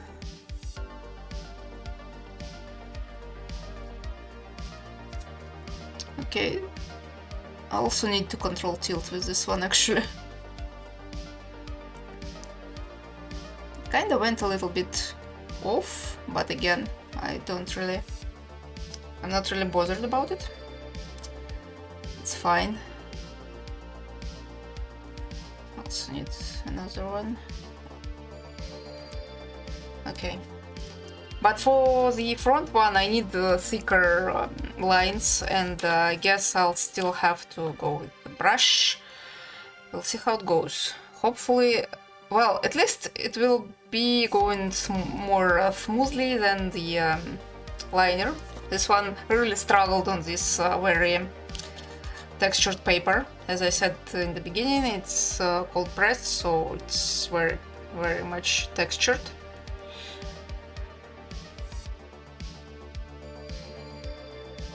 I am not sure I'm grabbing enough pigment for this. Oh boy, okay, I'll start with shorter ones, I guess.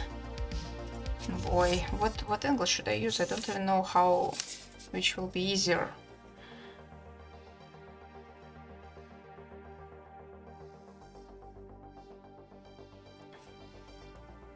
Like, I want to keep the hand kind of stationary, so I'll like leaning it on the desk.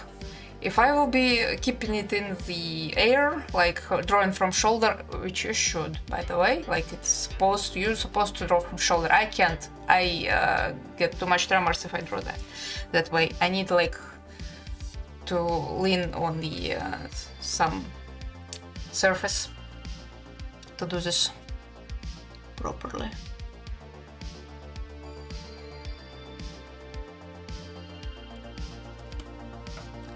Which again, maybe if I kind of got into habit of drawing without resting my hand on anything, I won't be having this much problem now, because like again, I would have had developed my just muscles, I guess, and they would have been stronger. Usually all these like motor issues with like artists' hands and like backs and whatever usually is problematic areas for artists, it's because like the muscles aren't developed very well, because like you're sitting on your butt drawing, you're not exercising enough, and you end up with like underdeveloped musculature, and well, all the issues are kinda from that. I'm working on it, but I'm not getting results yet, and haven't got kinda really threw it all away. But it's okay, like there is always a way to improve things, even if a little bit, so I'm not like giving up. I think I have more water here than like pigment, or not. I'm dry brushing, maybe, I don't know.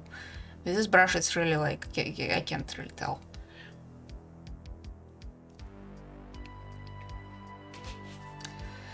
Okay, how do I, maybe I should go like this. It's not really going much, like I can't grab a lot of pigment here, can't grab a lot of water here, and the very textured surface doesn't really... Okay, I think I managed to do it somewhat. Okay, it's not bad, like it's not good, but it's not bad. Could have been worse. Oops, now I have enough pigment I guess. I need to avoid getting a blob here somehow. Okay, this is going fine. A little bit of course of the line that I did in my sketch, but it's fine. Okay, that's not bad actually. There's also some oops in here and in here, and of course it should have 2 lines. Is it? I think it's a bit too thin, like a bit too watered down. Oops, I'm having an episode again. It's fine. It's fine. I got a little blob here, but it's okay. It's okay. Yeah, that's not how I expected the stream to go. Definitely, I wanted to be done with it. Like I haven't even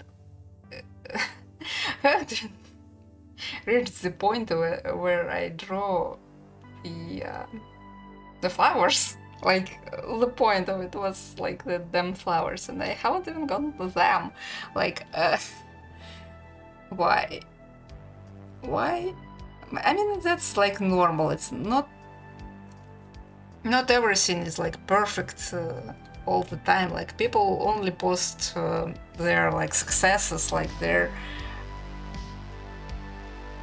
good paintings, like not like I kinda like that some artists post their sketchbook tours not in their like Instagram worthy every page is like a painting level illustration type of sketchbooks, but like actual sketchbooks with like notes and random just gesture drawing, like something scratched out or like crossed out, some stuff when you like having a bad day and your proportions are off, or like some maybe doodle of idea you want later, but that doodle is like you can barely understand what's going on there, and it's like more of a thumbnail, if anything. That stuff, like, it's not as popular, obviously. You don't get as many views from that. You won't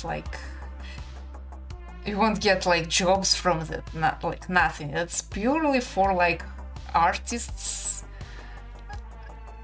to see like other artists' process and see like just maybe for beginners it's a good thing, because you see that like sketchbooks, like the actual sketchbooks that are for sketches, for doodles, for ideas, for just the process, not the sketchbook that is basically a book of illustrations, but like actual work in progress. If you,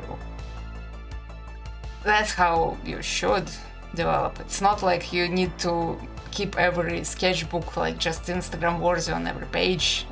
That's what stops a lot of people from even having sketchbooks. Like if you want stuff to look perfect and you like don't know yet that you can do that, like the fear of blank page will be on every page, not just the first one. Oh, okay, I have it on both hands right now.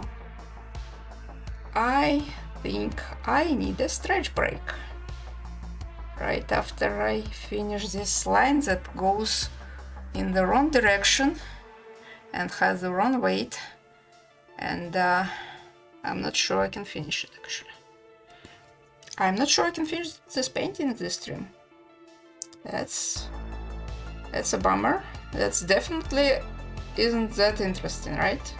Like, I doubt people would want to watch that, but well, that's life, I guess. It's not entertainment, it's more of a memory.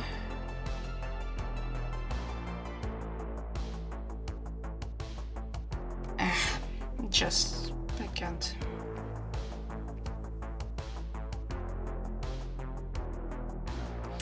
But well, it's like PSA, I guess, of how important it is to have stretch breaks every once in a while.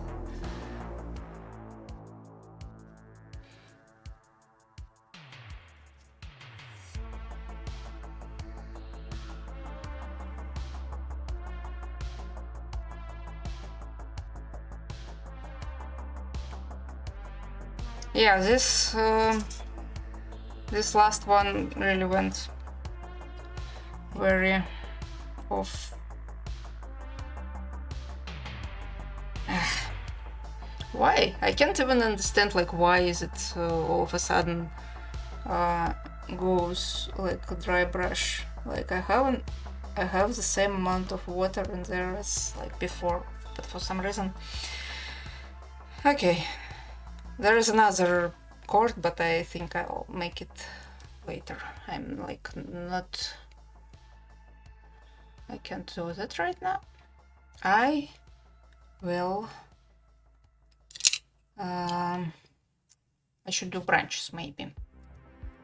Unlike the industrial stuff, organic forms and shapes are more random kinda.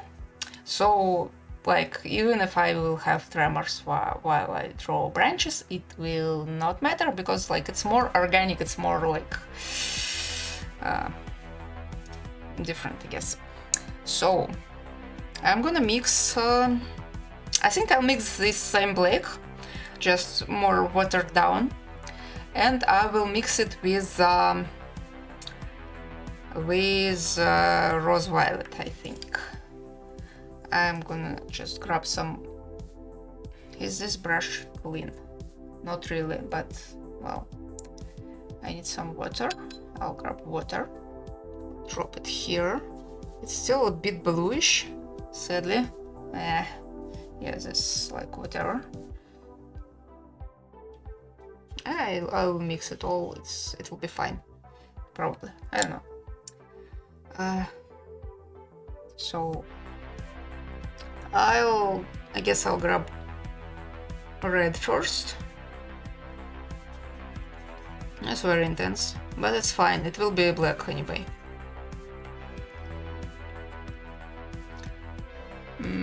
Should I go with the same water? Like this water is kinda not good anymore. It's very opaque blue. Guess I should go for my second water. I'm kinda like, I'm not sure I will finish today, honestly. I guess I'm a bit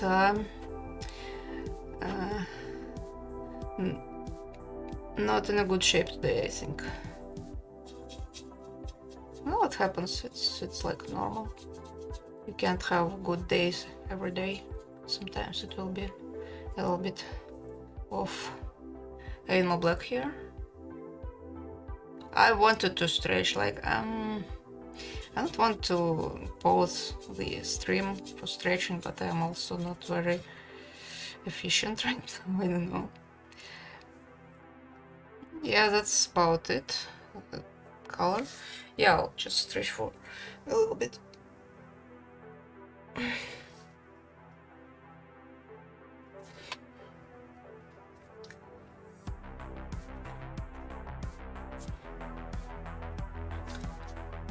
There are a lot of this kinda not tutorials, but like pictures with exercises for artists, like how you should like stretch your wrist and like your stuff. Just to, I mean, I should probably also like stretch like my back and all that stuff, but I'll do it after the stream. So right now I'm doing branches, then maybe I'll just do some preliminary stuff for flowers. So I'll just drop white in there, and then I'll add the details like later, maybe next stream, or maybe like off camera, maybe. I kind of want to document it, but like, I don't know. Streaming in the evening kind of means that I'm already exhausted, so it probably contributed a little bit. So yeah, I'm not even trying to go like very straight line. This is a branch that too much water.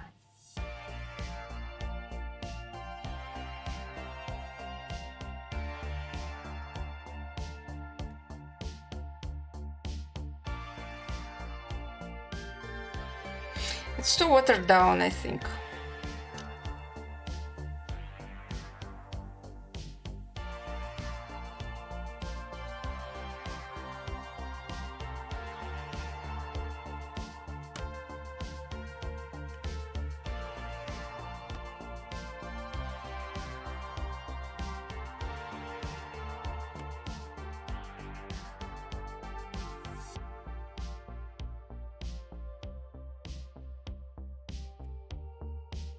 Maybe it's not bad actually. I mean, I need some darker stuff here, but I guess I'll just grab the pigment from this posts and just spread it around. And kinda does it nicely. Okay. And I don't hate it. Like it's not like perfect, but it's kind of fun. And like right now, having tremors even helps actually. It kinda makes more interesting shapes. Unless like I have really like intense one, it kinda at least it doesn't make it worse. Kinda.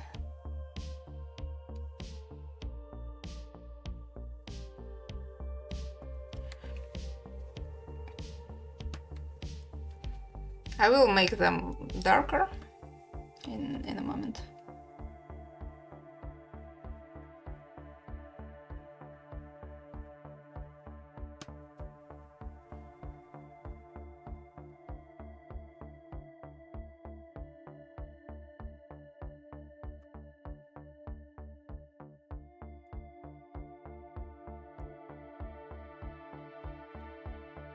Yeah, I was going to like do some of that on the background.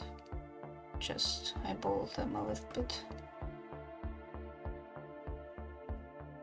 Also, like they shouldn't all be like aligned. They like they should go over each other and like cross a little bit.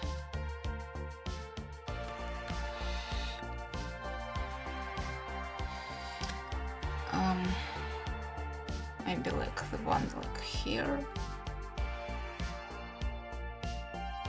It also be like smaller one.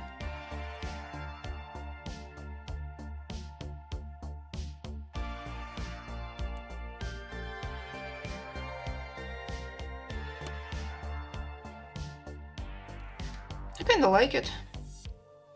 It's really more relaxing, I think, with this way. And I don't worry about making a straight line. That's nice. I kind of might want to do them a bit smaller, but that's okay. I think I'll just do smaller flowers.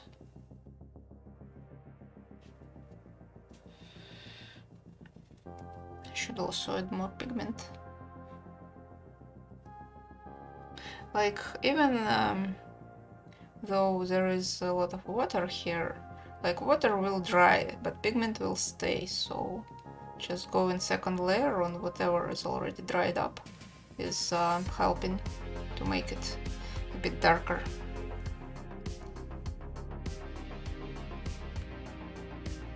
It's just important to not leave the already painted area, so it doesn't like run into blue part. I say and immediately leave. But like blue is like very dry already, like it won't spread anywhere anymore. It's like it's in the paper, like really deep. So it's not going anywhere. Like for this though, I need more control now, and that's a bit harder to do. But again, this is very organic shapes. If I go a little bit off, it won't be even recognizable that much, because it's still organic shape. It's like it should be a little bit all over the place, so it's fine.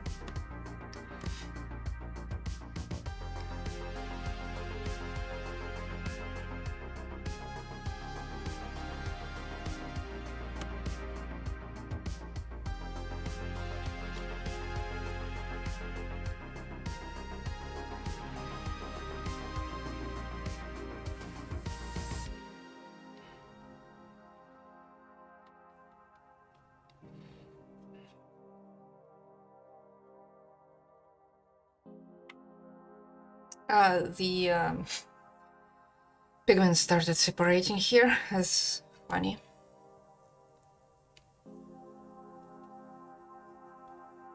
Like the black kind of floats separately from violet. It's not like violet, it's a long name, like it's not single pigment. There's like a lot of pigments in that paint. It's like quinacridone rose violet, I think it's called, or rose, yeah, I think rose violet. And like I could have just mixed something similar, but I kinda like having just this purplish red readily available without like need to stain another well with blue, because both my blues are like tail based, and that thing is very, very staining. I keep repeating that. But like really, like that one will also be stained, like the one where I made gouache mix. So okay, I think the branches are done more or less. I can now finish to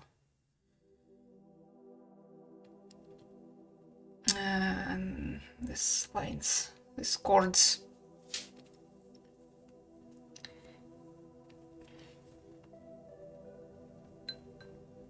I'm now like contaminating my clean water, but well, what can you do?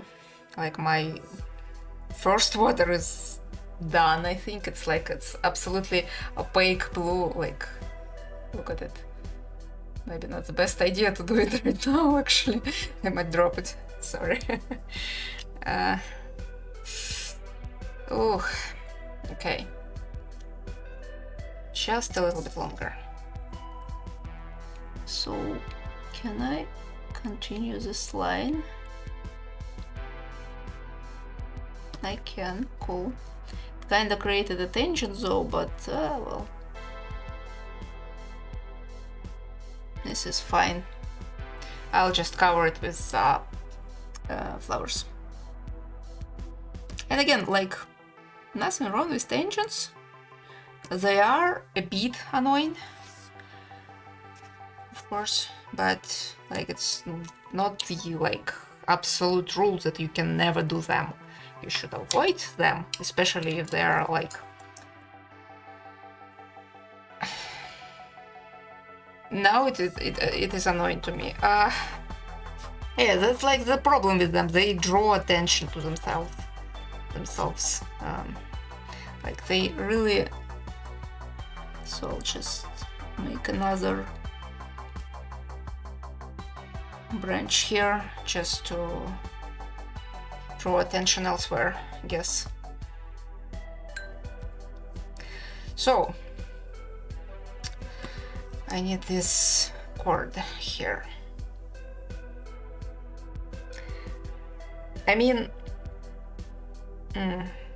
yeah, maybe I'll do it like the last, because there will be flowers here. So if I go with black here, it might contaminate some stuff. Okay, so I can do colors, flowers. Okay, it's yeah. How do I want to approach this? I guess I will drop some acrylics in my palette, and I'll grab some, maybe actually the same rose violet. See how it looks like.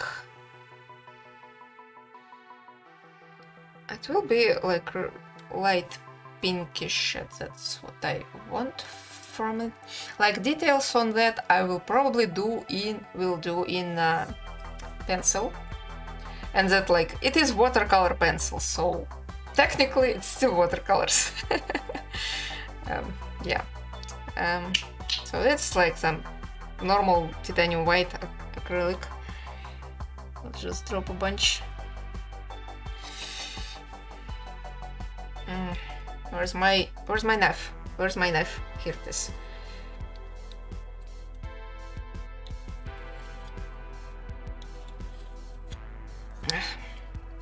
Good enough.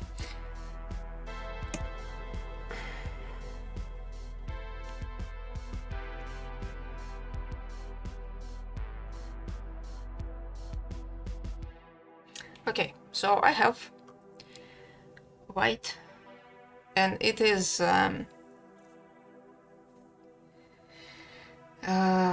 how should I do this? I don't want to water it down too much because it will lose this opacity, but I also need to mix it. I don't want to dry brush it. I need to mix it with a little bit, just a little bit of rose violet, and I grab a lot of it. Oh boy, let's attempt that. Oh, it's nice. It's nice, very like pink. Yeah, it is pink. This is nice. It's a bit too intense, I think. I need I will be needing like white too, not just this one. Like clean white I will need too. And what is it? That's very pink, like it's super pink. It's nice, it looks nice, but it's kind of wrong color. Though for the flowers that aren't open yet, might be nice. I need to remember this nice, really nice intense pink combination. I like the color. It's not the right color for this particular instance, but it's a nice color nonetheless. So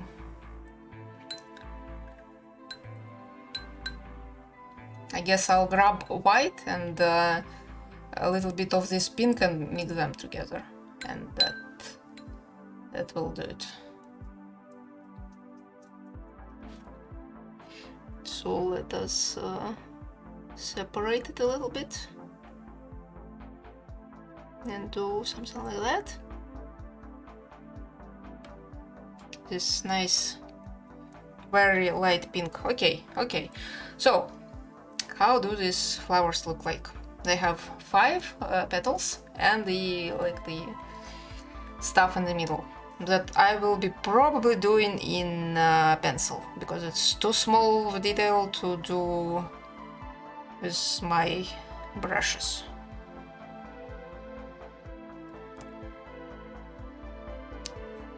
Oops. I kinda got into this pink. Should move it. Yeah, this is very opaque, which is good. That's what I was going for. Not enough though. It still shows some blue behind it.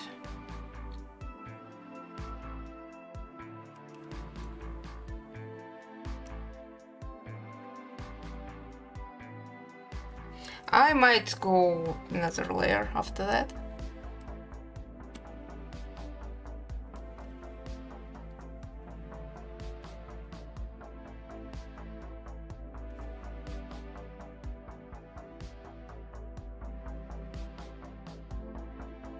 Yeah, this one is not enough. It shows black still.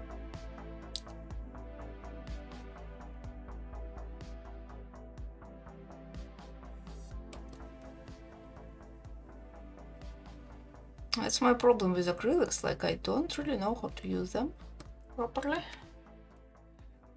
Like, I don't want to overdo it and don't want to like not do enough. Like I don't want to go too thick, so it will just stick out of the paper with like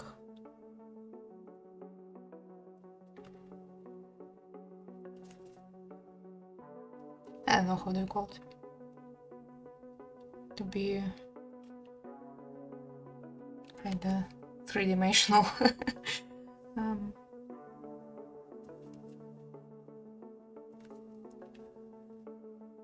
I'm like, right now I'm dry brushing, which I do not know if that's what you should do with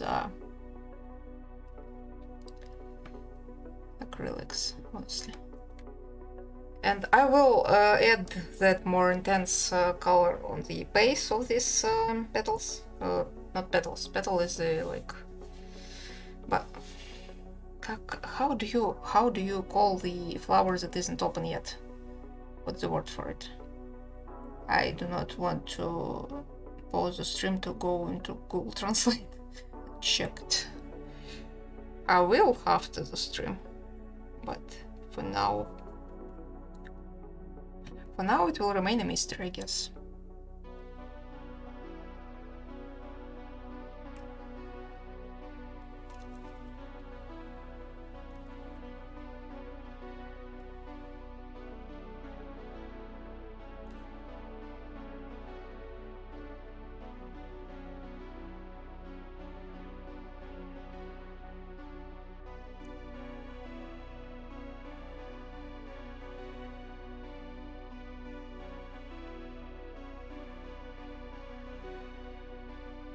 There should be more flowers. I'm watching, looking at the reference, and there's so much more of them than this.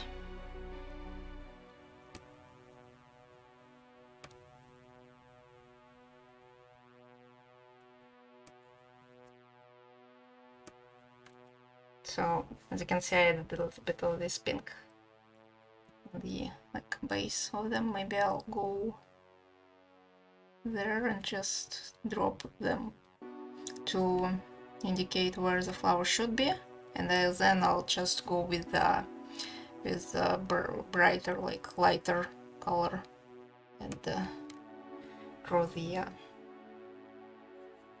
actual flowers there. Maybe that's a good idea. It also will speed up the process a little bit. I'm kinda impatient right now. I want to be done with it, honestly. I'm tired a little bit. I guess I'll be like doing some of this stuff. That one is like on the background, so it doesn't have to be this detailed, and I'll just do some of this stuff. In this particular sense, the dry brushing is kinda makes sense. It creates more texture there, just a little bit. I guess I'll be detailing this part, and that one just will be all the very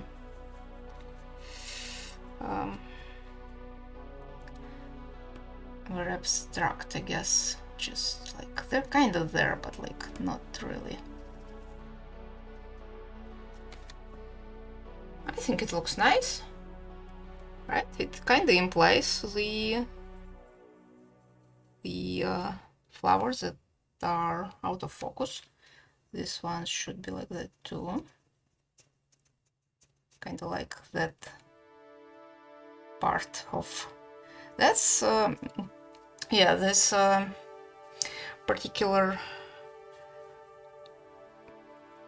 I want to say practice, I'm not sure if it's like correct word for it, like when you just do this dry brush and just really fast random movements and create texture with it that looks kind of fine.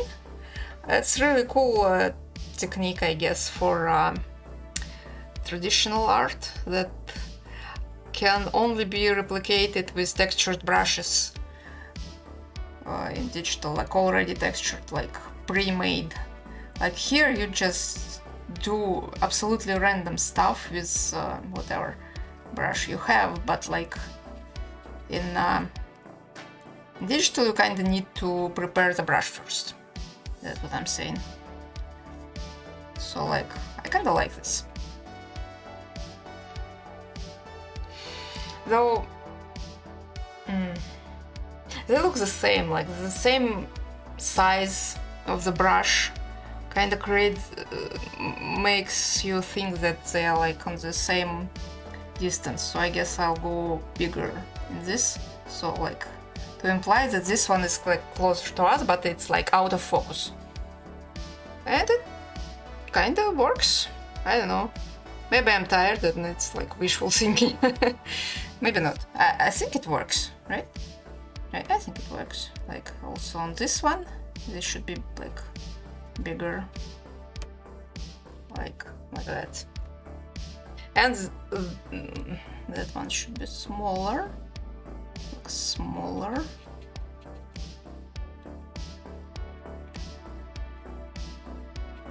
Because it's like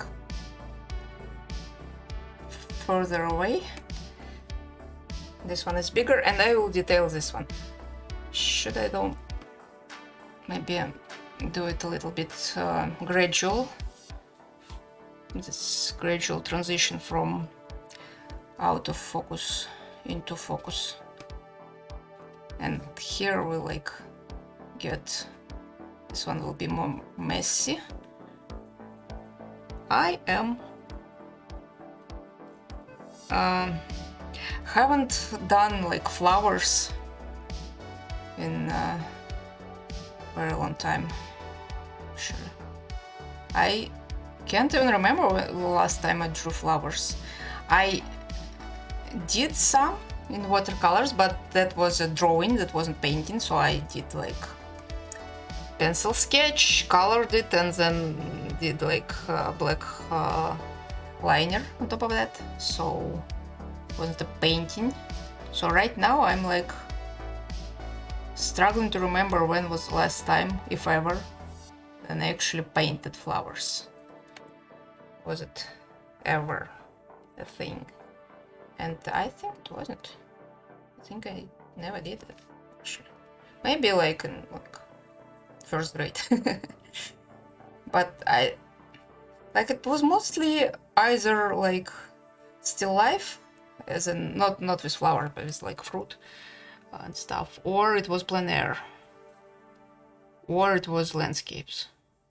It was never flowers, I think. Mostly because it was in winter and like get much flowers in winter. I mean you can, but they're expensive. And plastic flowers weren't a thing back then that much. I mean maybe they were, but like not as popular. And also they don't look good in general. Am I aging myself with this?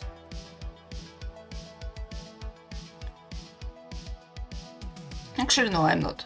Because, you know, different countries have a different level of development and, like, riches.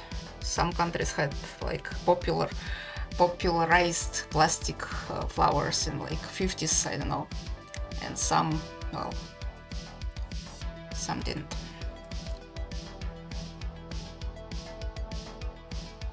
Until maybe kinda recently.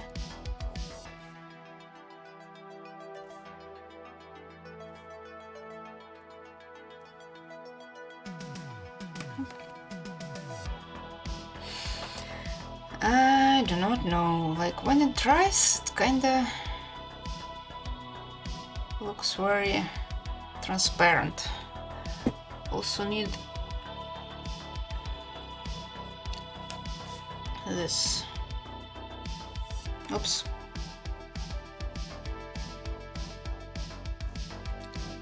I need more white in there.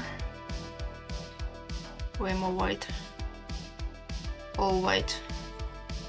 All the white. Okay, I have a lot of white. It's still kind of pink, but well.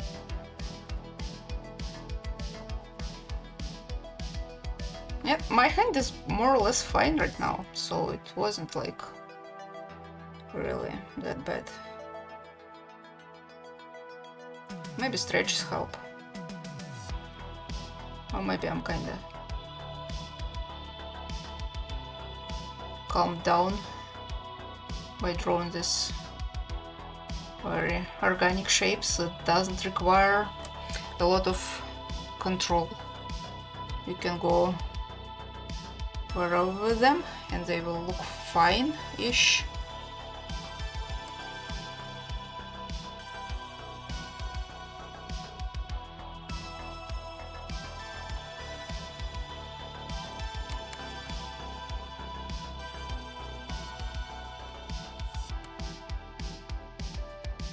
I'll just imply that they're there too, like some of it. Now that they are drying, they are kind of more into pink than white. I think I need more white in there. I have some white here though. It's kind of blended into more pink. I think I need more white. Is it wasteful to use this much acrylic? Or is it like normal? And like usually you'd use even more? I don't know. Never used it before. I mean, until recently. I tried to use it for some detailing, I think on this one. Or was it gouache? I don't know, I don't remember. I think it was acrylic. So I'll just drop some white on top of that to lighten them up. And I think I'll be done with this particular painting, drawing. How do you call it? I mean, it is painting technically. I use paints, so it should be technically painting. Right, I am dry brushing like a lot.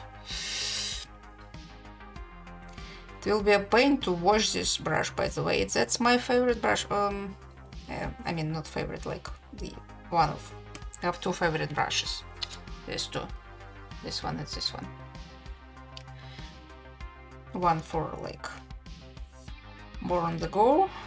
The water brush, like it's really good for just drawing outside. Be that urban sketching on just drawing outside, even if you're drawing some other stuff like characters. I mostly draw characters, as you can probably see from my other stuff. And this like backgrounds is kinda not my thing all that much, but like I want to improve in that regard. I mean, this is technically a background if there is nothing else in the... But that's from comics, I guess. If it doesn't have characters, then it's a background. It's maybe not... Maybe it's a wrong way to look at it, but, well, that's how I see it, so... So I'll just drop some white to whatever I already have, kinda to add a little bit of variation there, like imply some shadows, so like the pink parts will be kinda like in shadow, and like the more transparent ones that have blue showing through, it's also like implied shadow because we have blue ambient light from the sky, and like that kind of works. It all kind of tricks the brain into seeing stuff that isn't really there. I'm not going to draw the shadows on every flower petal, because I'm not like ray tracing engine to do that. Like, from what I understand about all this painting stuff for like landscapes and, well, backgrounds basically, a lot of stuff isn't drawn, it's implied, just implied from like texture and stuff, like layered on top of each other and like being like semi-transparent. You kinda imply stuff instead of actually doing that, because that would be a waste of time and effort. I'll add some more like fluff in here, just look better. Again, I'm implying there is more there. You know what? It doesn't look bad, right? What happened with my music? Did I run out? Okay. YouTube decided that it wants me to interact with it a little bit, so it doesn't. So it will continue to play music. Well, music in description as usual, but I'm using the copyright-free playlists from Whitebait Audio. Really nice channel with like cool music, and like the fact that it's copyright free is like the godsend, I think, for like many people who use it, for like millions of people who use it actually. Like really nice stuff. I like it. It's very like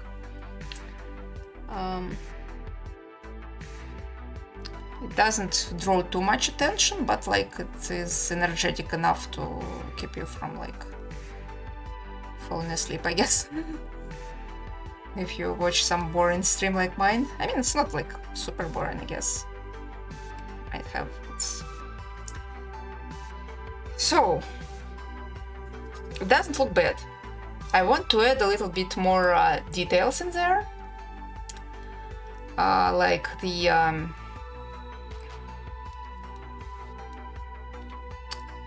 Maybe I'll do it now. Do I have still this? Oh, I should wash it. Should wash it before acrylic just sets in there and I won't be able to get it out. I mean, I guess you can get it out with like soap and stuff, right? It's not like it dries forever on your brushes. There are ways to wash it off acrylics, but like I don't want to test it, like to wait till it's like dead. I will grab a little more pink, mix it in. This is more intense now, and I will add some darker details.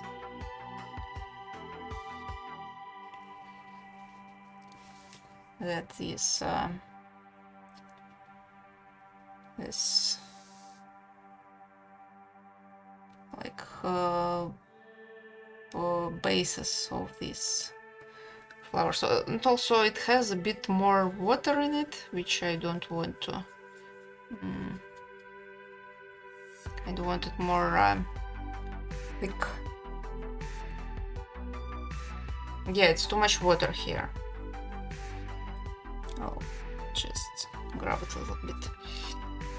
Should I go with this dirty brush in my watercolors? I don't want to. No, I don't want to contaminate my watercolors. I'm not sure I will be able to buy them like this particular color here, like from this particular brand. And probably, I don't know. It's kinda, I haven't seen watercolors in tubes here, only in like blocks like this. Rectangular dry cubes, I guess. Is this too much? Is this too much? I don't know. We'll see. It will dry out some way. Maybe it is too much, I don't know. Like every time I'm going with more like intense colors, I have this thought that maybe I'm ruining. Maybe I shouldn't have done that. Like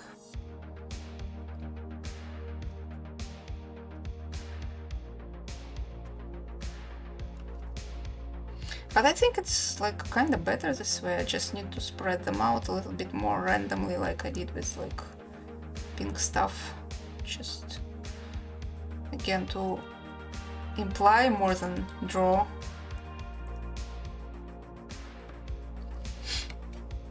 I mean, it does look better.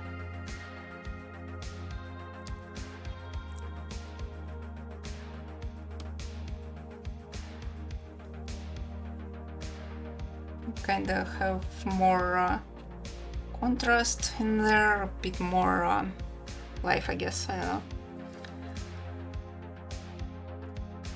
I don't hate it, that's what I'm trying to say. Like it's maybe it's not like super realistic or something, but I'm going more for vibes, I guess. It's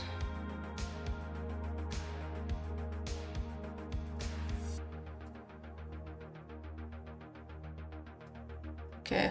I had a stupid thought, but I'm not sure like how impressionists were going for vibes, basically.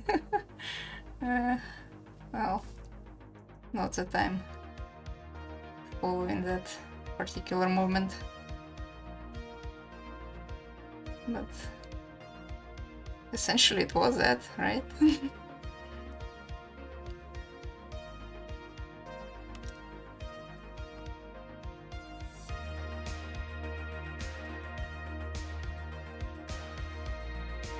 You know what?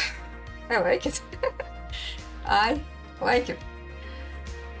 It's less, it's not like photo, obviously. I didn't want as many flowers. I didn't want them to be like overpowering. But right now, still the this black stuff is kind of dominating a little bit. It's like it's as if it's too much. Like I need to add a little bit more. Maybe I should. Maybe like I will just drop some stuff in here, just really quickly. Like both of my water reservoirs are now really dirty, and I guess I will not be doing gouache today because I will finish this one and then I'm done. I'm like dying here. But that was really fun. If we do not count the kind of fail with trying to wet this paper and waiting for an hour while it dries. And then like my unfortunate issues with my drawing hands, but like once we got through that, it's like the ugly phase of the painting, but on steroids.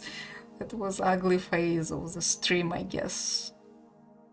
And now it's kinda, oops, I haven't paint all over my fingers. That's normal, that's fine, that's okay. That happens.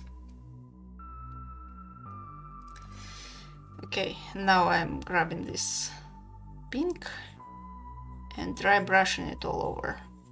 Oops, it kind of contaminated. It's fine. It's fine. I don't have the patience to do it properly. It's like it's really on background. It's fine if it's like darker. I just need a little bit more texture. I don't want to. It's just too homogeneous, I think. Like a bit of white here and there. And then this really intense magenta. on top of it. And very good. Like that last one isn't as good, I think, but it'll do. Maybe I'll drop some more white in there, just to make it more visible.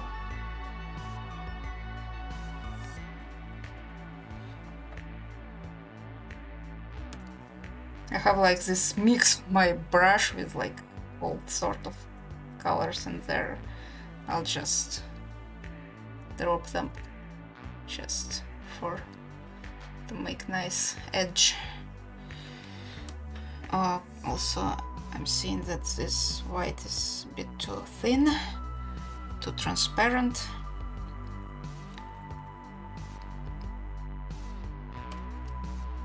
You know what? I don't hate it. I like it. I like it. Maybe this white also needs a little bit more substance.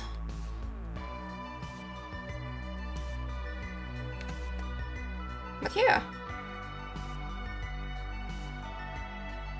It's not perfect, but I like it. Maybe I'm too impatient. I'll drop a little bit more white here and there. Just clean white. Just blobs of clean white for contrast reasons. And also, like, I already have this paint out of the tube. It's not going back. I better use it.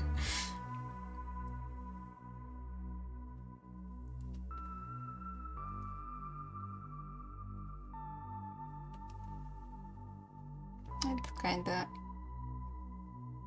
gives a little bit more texture to the flowers. Like, yeah, I'll just go spend this white and draw the last chord that I didn't draw before, and this will be done. And gouache, I guess, will wait till... I don't know, it's very streaky, by the way. Like, I don't know if the camera will catch it. Yeah, it does. It's even more streaky in like real life, but I will need to learn how to do gradient properly in gouache. I guess I just need to mix more paint for starters. I don't have this habit yet of mixing like lots of paint, lots of certain color. I'll just mix it as I go, which is not ideal, as I understand. But, well, like, I can never guess how much will I need. So maybe I'll just need to do more than I'll ever use and just wash it away afterwards into the environment, which I don't want to do, actually. But that's, I guess, the compromise you need to make. Either you think about how much paint you waste and put into the world, and how good your painting looks like. But by the way, all the paints I use are non-toxic, so it's not a big deal, I guess. I still kinda end up in filters, and it ruins filters faster, I guess, on like some nanosecond.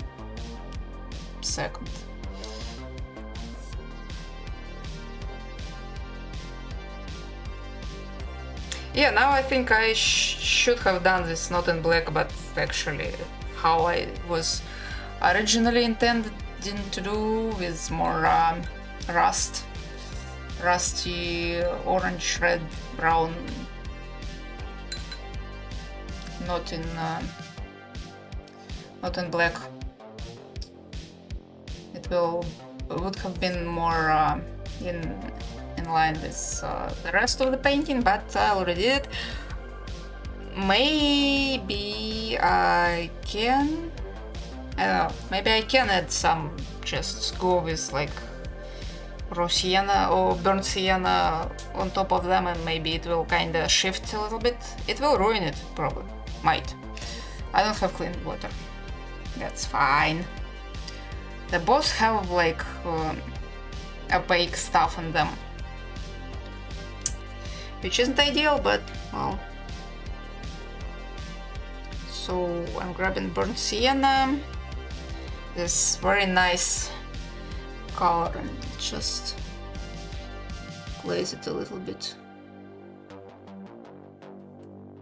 Yeah, it actually does something with it.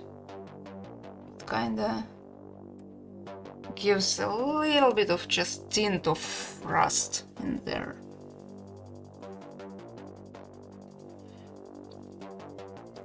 Guess I'll do this one too.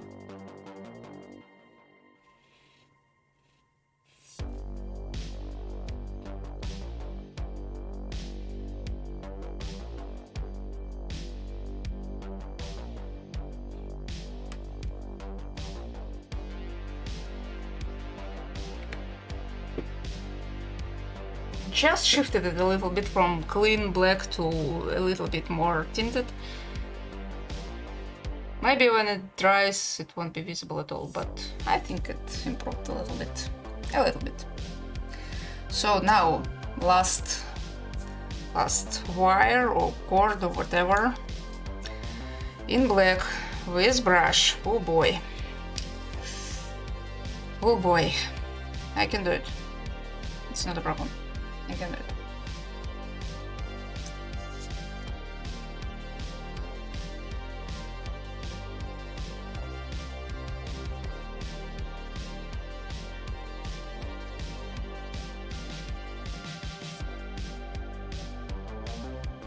Okay.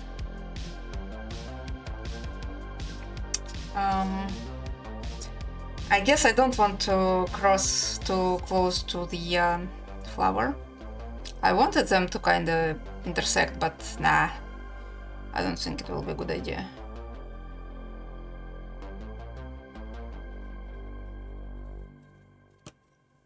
Nice. Okay, it's not bad.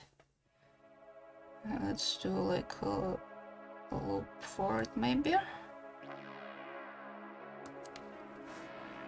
And the other side, I need a bit more water in there.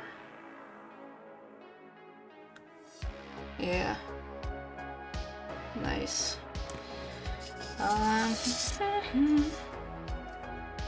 It really bends the paper, so my experiment with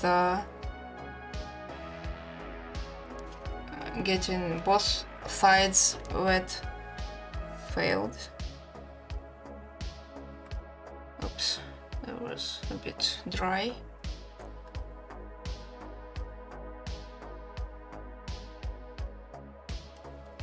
Okay, and this one also have like this. Doesn't matter like how they are going there. We can't see the points by which they are connected. I'm a bit too off camera, I think, with this. Okay, the last line. How should I approach this? I guess I'll do like that.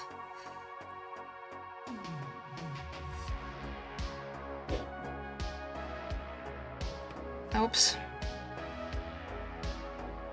That's, well, first of all, it's the wrong direction and also wrong amount of water on the brush.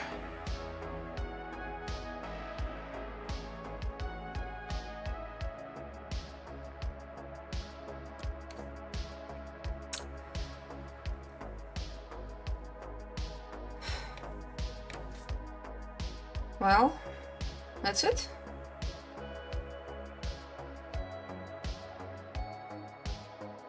I don't like how this like really lines up. should be a little bit more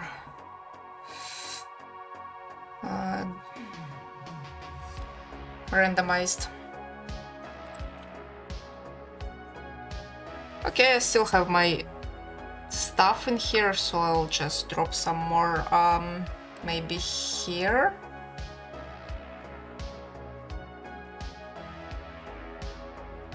And yeah, I'm going over the liner here, and it kind of works.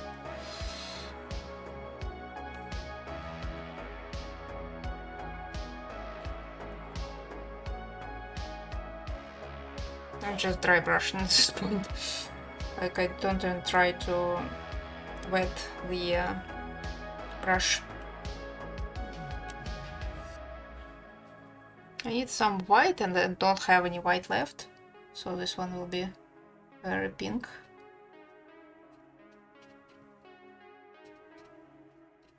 Also some offshoot here, and I think it's better now. Maybe a little bit more like variety there. Maybe some here. I should stop. I'm going too far with it.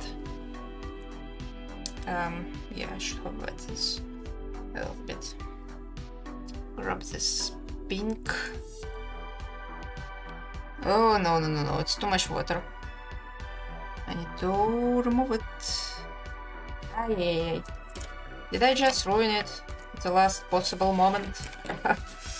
Let's just grab this water away. Up. Yeah.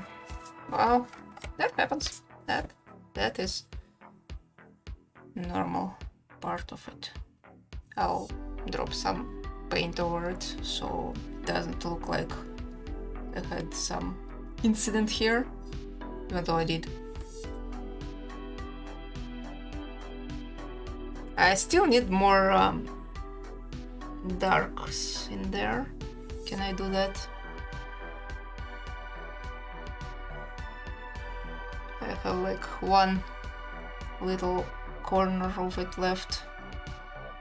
I'll just drop it here and there, and I don't know. It looks a little bit out of place compared to the rest of it. But I need more white in there. Do I have more white? I don't. Like maybe a little bit, because now it's fine. It's fine. Stop overdoing it. Oh, I'm gonna need to wash it really well. There's so much this white stuff in it. That sounded wrong.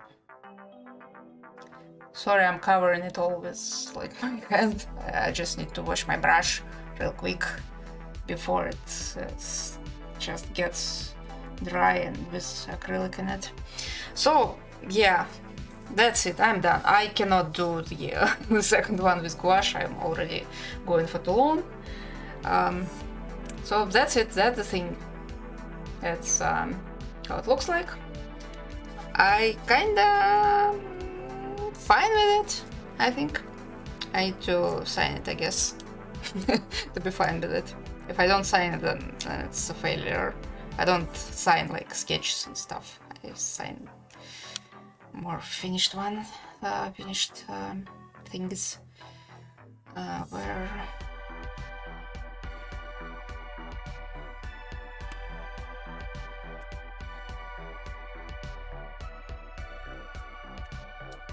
that's it. That was fun. That was a bit of a rough day. Yeah. So as you can see, not every day, not every painting is like easy and goes as expected. Sometimes you try something and it didn't go as you wanted, even though the result, like, I'm fine with how the sky turned out. So it's like really really good gradient, really like even, like almost like fully flat with a little bit of texture to imply like some stuff in the air. So like the process wasn't great. Like if I had a hair dryer just to dry it quickly with like hot air, it would have been fine. It would have been quicker. Waiting for like half an hour, 40 minutes for this to dry was not great, of course. So that's like a lesson here. I will probably not be doing this anymore, like with wetting the back side of the paper, because well, paper's still like very bent as a result, so it didn't do like anything. It just made the whole process way slower than I wanted, which led to like more exhaustion, I guess, and some health problems, which wasn't all that horrible, but like I'd rather it didn't happen on stream, but well, sometimes it does. Sorry. So yeah, overall I like it.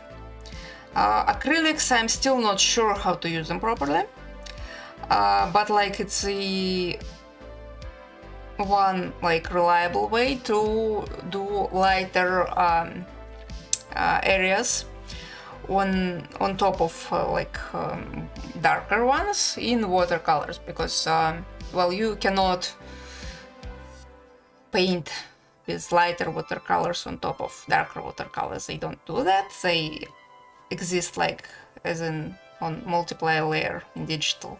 They can only go darker. So to do it lighter, you either need leave some areas unpainted, or leave the pigment, which you can do with like blue stuff. At least the blue stuff I use, like it stains. You cannot lift it fully. It will be still blue to some extent.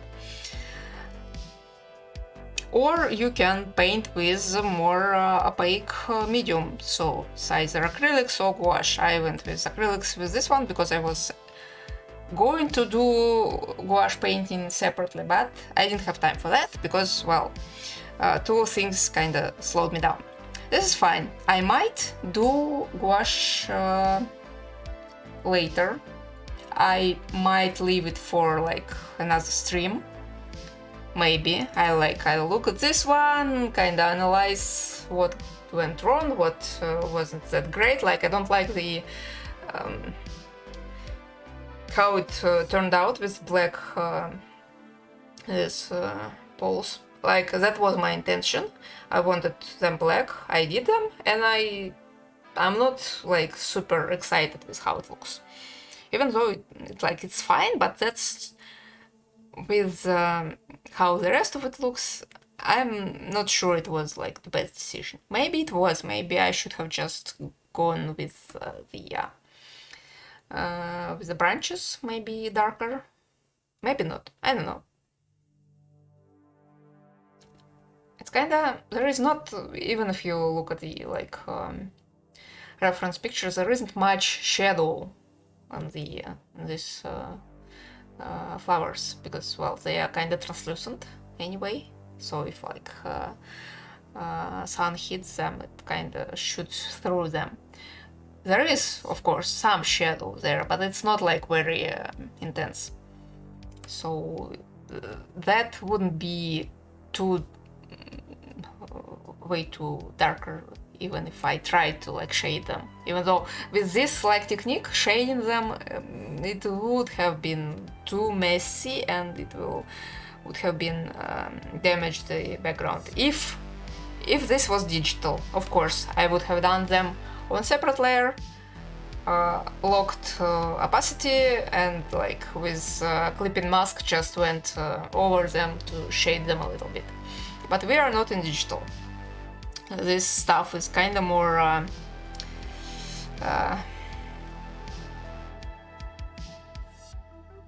It requires more precision, I guess, which I cannot achieve right now.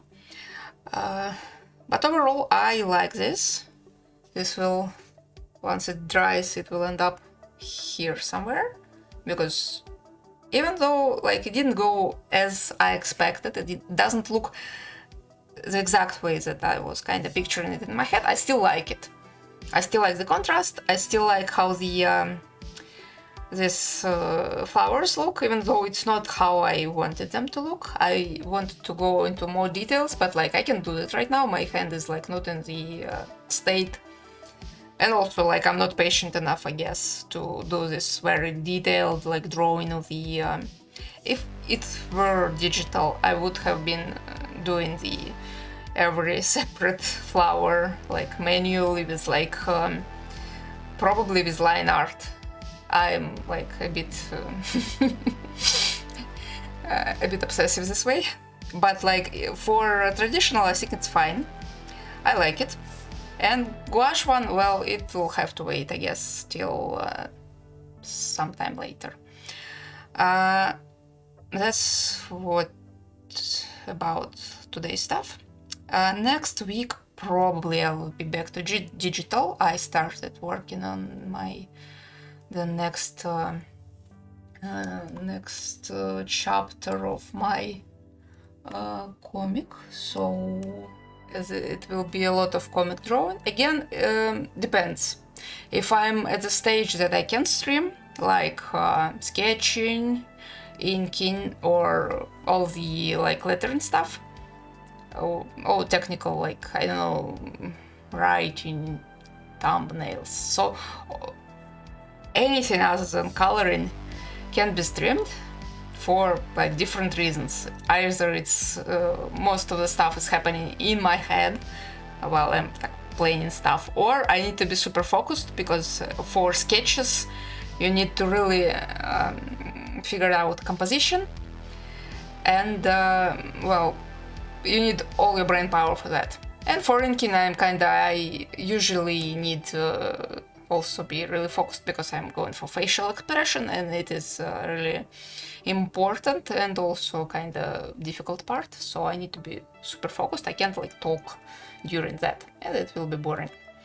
But coloring is kind of more relaxed, because it's more technical, like the all planning is done and you just going through motions, I guess. So if I'm at a stage with like my episode of the comics where I can color it on stream, I'll be doing that. If not, then it will be traditional again, because I am enjoying it despite all the kind of setbacks. I see that I'm learning stuff, like I'm actively, like with every mistake I make, I learn something. That's really cool. I don't know, it's very valuable, I think. Like, you can watch as many guides, as many tutorials that you want. The only thing that will make you progress is doing stuff, and I'm doing stuff and I'm loving it, even when it's hard. And I have like stuff to put on my little wall after that, so it's cool. Like digital, well, you need to go like to the place to print it, like all this like stuff. I had to prepare the files and go and print it. It was an effort, I'd say. And this, like, you do the process and you already have results, not in like some abstract, non-existent form. So yeah, it was fun. Next stream will be most likely digital. If it for some reason not digital, if for example I will finish the pages and won't have anything to like draw on stream, then it will be traditional. Maybe I will do something with this this stuff. Maybe I'll do the same here, the thing that I wanted to do on this stream but didn't have time as a result. So maybe again, I will have the scheduled on YouTube, so you can probably see in like a day or two in advance. So like on maybe on Sunday or on Monday I will post what type of stream it will be. So look forward to that. Thank you very much for watching. Thank you for like struggling with me, I guess. And see you next time. Bye.